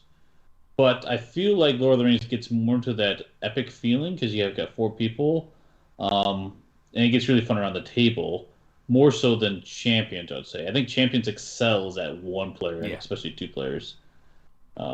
Between the two of them. That low player count is by far the best way to play Champions, in my opinion. I mean, unless you have 3 people that really know what they're doing, like, I don't like playing it at higher player counts. It just slows the game down too much. And in fact, and I even think for both of these games, they're not very new player friendly. I mean, I know you were saying even with Marvel Champions you feel that way a little. I feel like here you're right, Terrence. You could probably guide people through because most of the fiddly stuff in this game, the player isn't in control of anyway. Although I think the first time you tell them, who do you want to quest with, their mind's going to probably be blown. Like, what do you mean I got to make that decision now before I know what's going to happen later in the round? So I do think there's going to be some of that anxiety for first-time players. But honestly, this is something I tried the other day with Euro games, and I've done a couple times successfully with Euro games, with Arnek and Imperium Classics specifically, where I walk people through a solo game.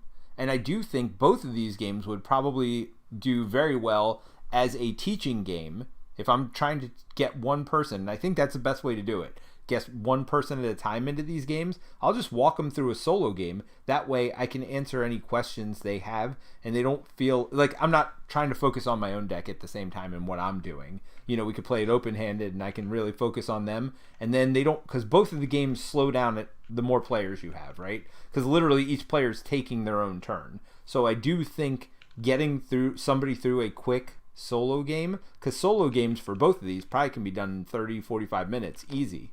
Even as a learning game, I think might be the best way to teach. But so you think Lord of the Rings, from what I'm hearing, you think it's got that epic feel at higher player counts and it ramps up in a good way, where you think Champions is just slow at higher player counts? Yeah. I mean, I don't necessarily...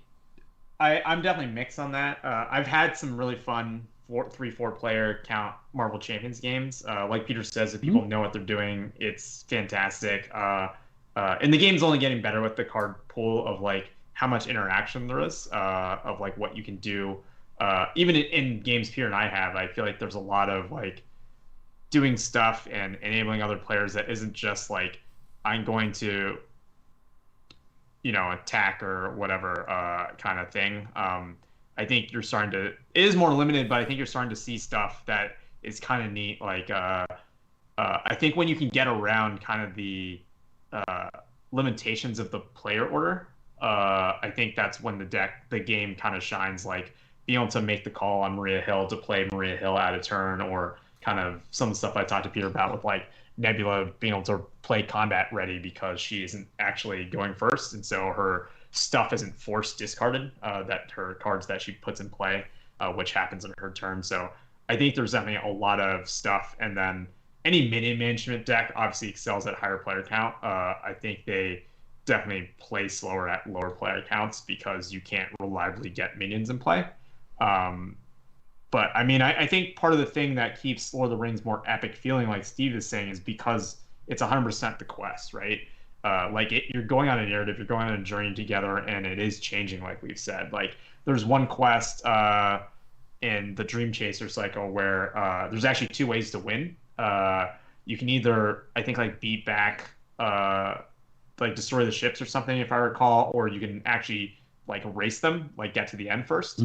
And so you can gotta kind of pick and kind of switch like during that quest. And so like there is this kind of tempo energy of just like, okay, like how are we gonna do this? Like which path do we want? Do we want to like quest to victory, or do we want to like go all out and like beat the crap out of these ships, right? And so I think they do a lot to kind of just change up the game, and those quests I think make it more engaging, I think, for everyone who's playing versus just everyone just trying to beat up this one boss. Yeah.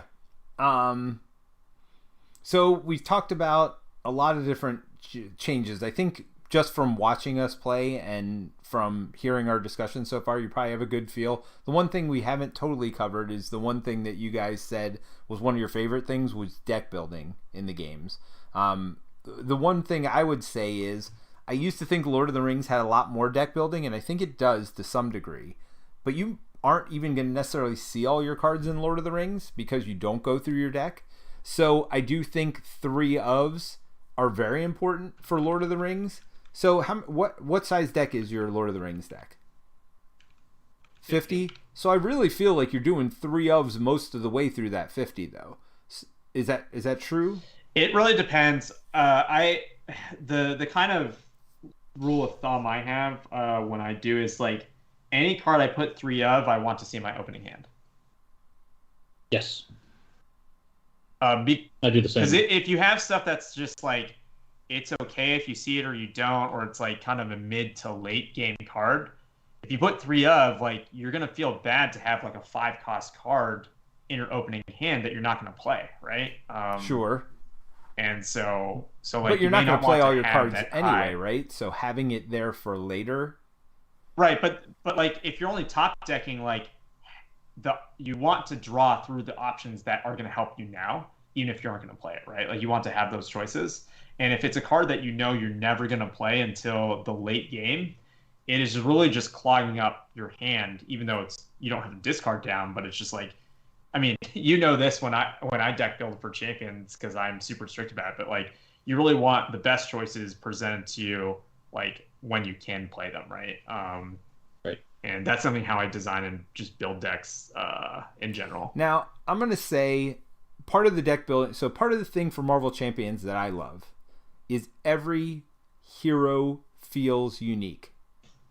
I feel that very strongly because they have that 15 card deck build, core set of stuff. So it's not just what's written on the hero and actually on their alter ego side too. So you kind of have 2 powers with each hero plus their 15 unique cards. So to me, I don't know that I felt that any hero felt exactly like any other hero in that game.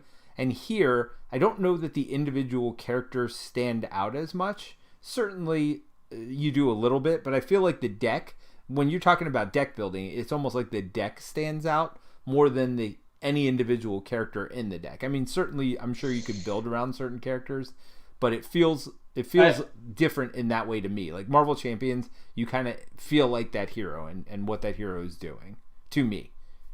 Yeah, I mean, I don't know if I agree with that because you can do some weird stuff like Aragon's really fun to turn into like a Voltron deck where you put tons of attachments that work really well with him, and so then it really feels like he is the reason for the deck exists. And I've done that too, like Gandalf. Gandalf, you can put a lot of fun attachments on him. So I think it's very much up to how you want to approach it, but I think in general, the fact that it is a fellowship, it is a group of heroes. That's the whole point of Lord of the Rings, right? It's not about any one person. It's about the group, the fellowship. And so that's why it's focused more on that. But you could play either way. Yeah, kind of on Steve's comment, I think the game is a little more abstract, right? With both the locations, like you aren't necessarily physically there, where like I think in Marvel Champions generally, like, and definitely like Arkham too, like you're supposed to be like in this one place. Like they don't really have this concept of locations. You're kind of punching this one villain. Yeah, I agree with Steve. Like, it really depends on. There's different archetypes. I think also there's just a lot of like both really big name characters, which tend to have a stronger feel around them. And it's not just the hero card. Usually, there'll be a lot of toys that are associated with them. So like like Steve mentioned Aragorn. Like you saw the Cleveland Stone. Like you can play that on any hero, but like it has a special effect. You play it on Aragorn. Right. But there's also some stuff that can only be played on a certain hero. So like Gandalf, right? Like Shadowfax, his horse can only be played on him. His staff he can only have, but like then they also have. But doesn't Gandalf go away like after one play or after one turn? No, like there's a hero Gandalf. Okay, I was very confused because Steve's like, I'm going to build toward Gandalf. I'm like, great, you can have the best turn ever. Well, there is also that. There's also there's a Gandalf in the Hobbit Saga box, which has the same. Is it the same stat line? Better stat line. Better stat line? Is it? I thought it's 444 still, right? No, I think it might 333? be. It's different. It might be 333. Anyways, there's another ally version of Gandalf that you can keep him in play if you choose to raise your threat by 2. But like he doesn't exhaust the quest, I think, so you can use him twice a turn. And so there's whole decks actually built around trying to get him into play, which is fun because I feel like it's easier to build around heroes because you know they start in play. Yeah, I mean, there's a lot of the kind of bigger name characters will have a lot of kind of tools that is very similar to the signature set, where just like, yeah, if I'm building this deck, most of the time I would include it. But I think one of the nice things in Marvel is that there are these puzzles you're trying to solve. But I am frustrated sometimes, like when we talk about Valkyrie and how like it seems frustrating that like part of her kit just doesn't make sense if you pick a lane and you have to pick a lane, right? And so it's just like in Lord of the Rings, what they would do is like you would have those cards as options you can put in your deck. If you don't want to include those cards, you don't have to. So like you could definitely have cards where you don't like, maybe they are a big hero, but like they're not the key reason that they're in the deck besides maybe an ability. So like you wouldn't put their tools in. I think like an example of this is the Elrond hero. He has super high threat. I think his starting threat is 13, so that's a pretty big cut. Or maybe it's 12. I mean, Aragorn's 12 too. 13 or 12. 13, yeah, I think. Yeah, Elrond's super high threat. But he has a ring, Vilya, where if you attach it to him, you can exhaust Vilya and Elrond, and you can put the top card of your deck into play for free. Oh. Which is, and you can do it every turn, right? Like you ready Aragorn at the start of a turn, and then you do it. And if you have Unexpected Courage on, like you've seen, you can use him because he has an awesome stat line, and then ready him and then use his ability, right? Or use the ring, right? And so, but like he also has this ability where anytime you heal, it heals for an additional 1. So like there's this Warden of Healing that heals 2 characters for 1 hit point each. And so with Elrond in play, they actually heal 2 to 2 different characters, which is insane value for a 2-cost ally, right? Absolutely. And so so there are like Elrond decks that don't include Vilya, even though Vilya is an insanely great card, right? Because you're just including him for potentially the healing and his stat line and some other stuff, and then maybe you put in a Treebeard deck that takes a ton of damage, right? And so or like a Glowin deck that that Steve loves. And so like Glowin is the central pillar, even though you're including Elrond in it, right? So I think it's neat to have the flexibility of like not being forced to take those cards. Yeah, but for example, I mean, I get what you're saying. I get you can get some uniqueness out of it, but I still feel like Legolas is doing 3 damage at range, right? And removing 2 from a quest. That's kind of cool. I'm glad Legolas does that. But I don't feel like it's nearly to the degree of difference that somebody like Black Widow is. Like, her kit is all about doing something different than any other hero in the game does. And when I play with her, I feel like I'm playing completely differently than I would play with a different hero, if that makes sense. I guess that's all I was trying to say. Yeah, but I mean, I guess like there are heroes that do that too, right? Like Dune here attacks staging. No one else does that, right? You Doesn't all the Rohan stuff cards around, do that? Because that's one thing I wanted to build a deck that just killed stuff in staging. Now it's just that one? No, like there's stuff you can do to like put other things in doing staging. They have things that allow other characters to attack, but it's like an event, right? Like it's not a thing you can do regularly. Dune here has it built into his hero, and it's a very specific thing around that. I mean, part of it is like there are things in Rohan that help you do that. Like you get the spear, and it allows you to do +1 attack, but it's +2 if you hit something in staging. And so Rohan does have that kind of thing. And I think for Lord of the Rings 2, one of the things I think that Marvel doesn't do as well that I've seen so far is traits.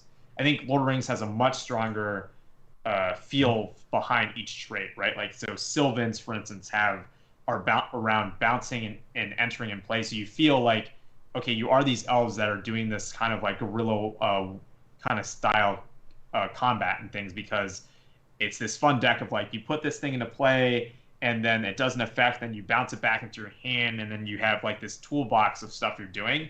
And so I think these traits probably match more to potentially some of the hero stuff you're talking about. but it's not like 1-to-1, Yeah. right? Well, and it makes sense because you're controlling so 3 heroes, like Steve said, a fellowship, not just Yeah. one.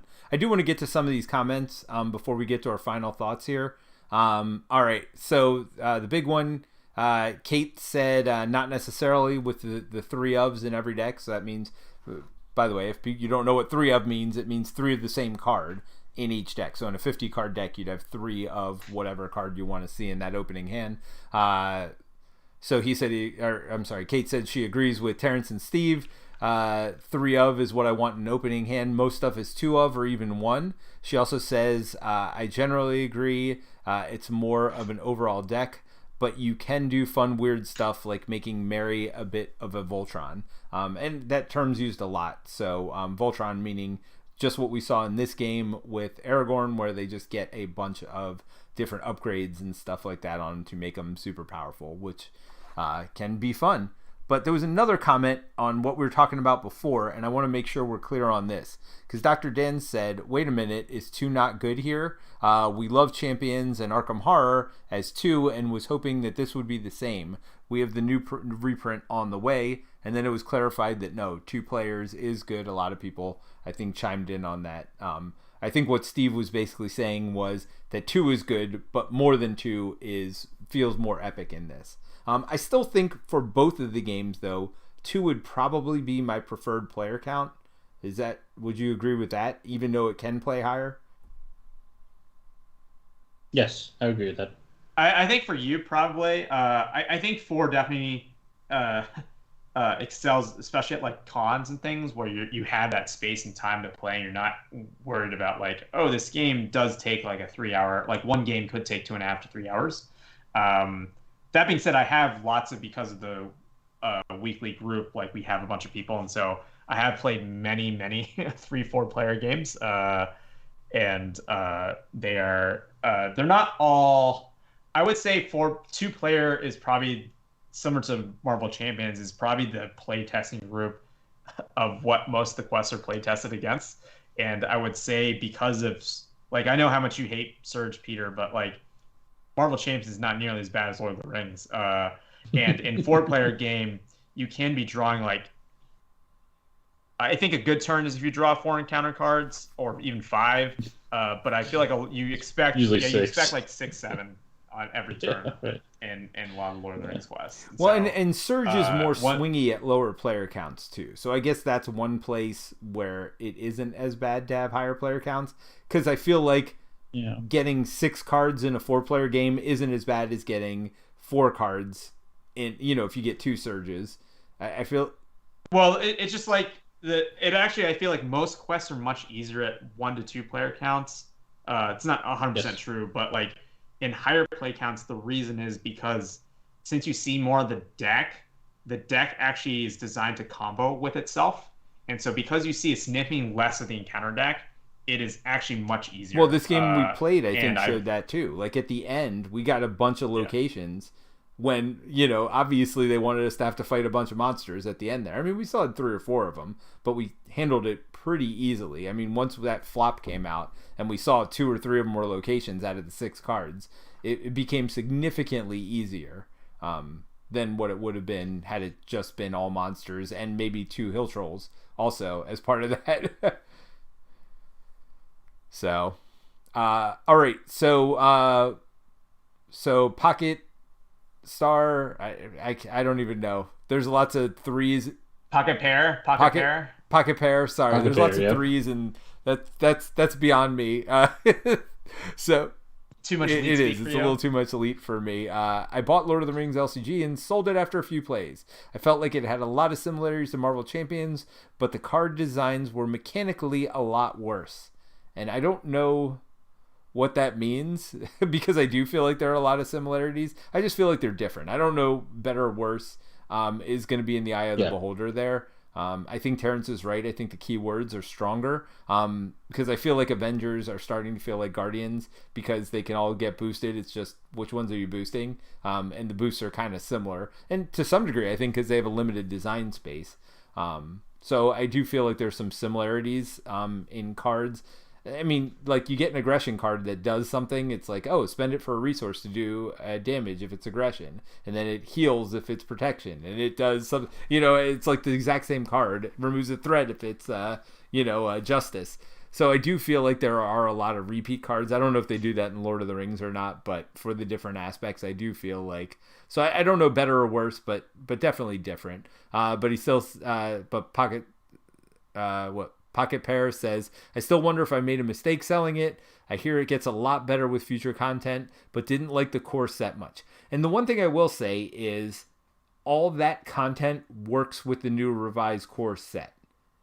And so that's part of it. If you get into Lord of the Rings now, you can get everything for Lord of the Rings. I mean, if you could find it, right? But you could theoretically get everything with this revised core set. I don't think you're getting any new content going into the future. They're just going to distribute it different in the future, from my understanding, right? Yeah, there will be potentially. So one of the things they're doing the revised core set that is different is those campaign cards that I was talking to Kate about. You can print and play them, but the revised core set will come with them, in addition to not requiring to buy 3 core sets, which is nice. And I think for every cycle that they're doing a repatching of, they will come with campaign cards because generally a lot of the cycles are meant to be played from start to finish, and they are connected story-wise. I think the first few cycles, actually, there was a disconnect between the deluxe box quests and the 6 packs that came after. But after a certain point, it was all just like one large 9 quests kind of sequence. And so they are going to add these campaign cards that kind of are inspired from that word, but like built similarly like the ones from the sagas that they kind of set out and did. And so I think that'll be a neat way to kind of go through, at least for me to go through again, kind of adding probably more similar to the Marvel Champions thing, where it's like you're going to add like these boons and burdens and kind of things where stuff gets added into the encounter decks, and you can add stuff to your deck as well, kind of as you go through. And even these cycles themselves, at least towards the end of, or towards the latter half, they actually tied into each other as well. Like, oh, you left this region of the world, now you're in this other region of the world, and narratively it flows in that sense. All right, well, we've said a lot tonight. I think between the play and our discussion afterwards, hopefully you've got a good feel for it. I mean, you could tell a lot of people in the chat really love this game. I think there are a lot of people overall that really love this game, so there's a reason for that. I'm still probably not going to buy in. For me, Marvel Champions fits my needs better, I feel like. But I also won't mind playing this now. I feel like after playing it some more with you guys, I am more interested in playing more of it. So, like, if you've got a friend that's got it, I would be very interested in going and playing with somebody else, especially if they're making the decks. And that's the other thing.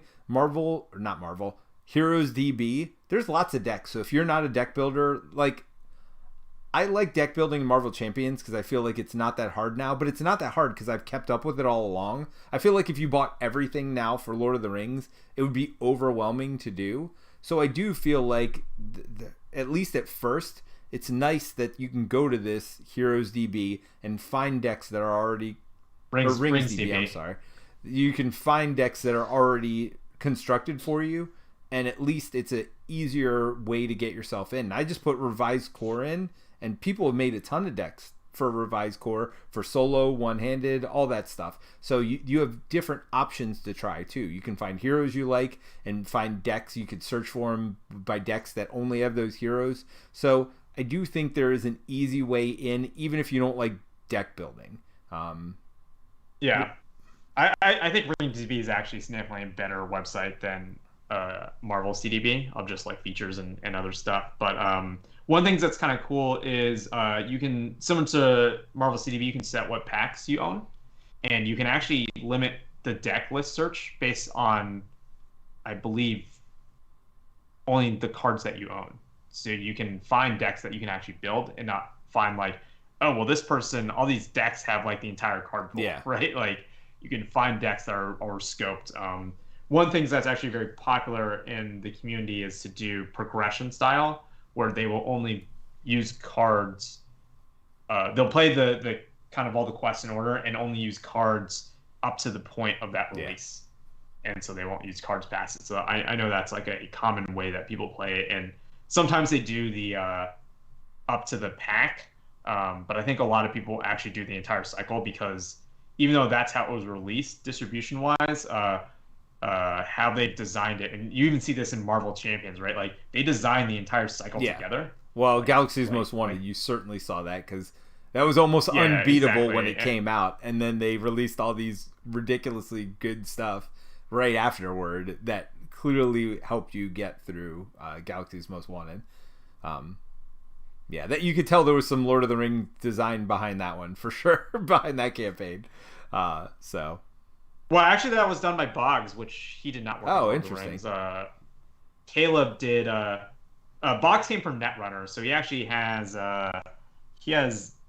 game design from like the competitive LCG, and I think he makes some really interesting design. But I think like you're seeing some of his early like this is his first foray into designing a co-op card game, which is very different from designing a competitive card game, right?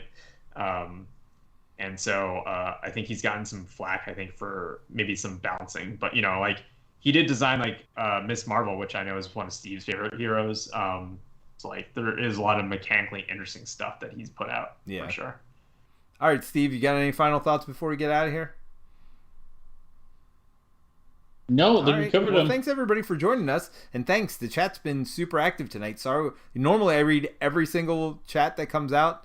Not going to be the case tonight. Sorry, but I think we covered the major highlights of the things that were going on in the chat. So I certainly appreciate everybody for being out there. And yeah, I don't know, Steve. I'm sure we are going to do some more Lord of the Rings content in the future, whether it's all of us together or if it's going to be you and Kim. Who knows? But this won't be the last time you see it. Although it might be the last time you see it on a Friday because, come on, we got Marvel Champions to play, everybody. That's right. All right, everybody. Thanks for joining us, and we'll see you soon. Bye.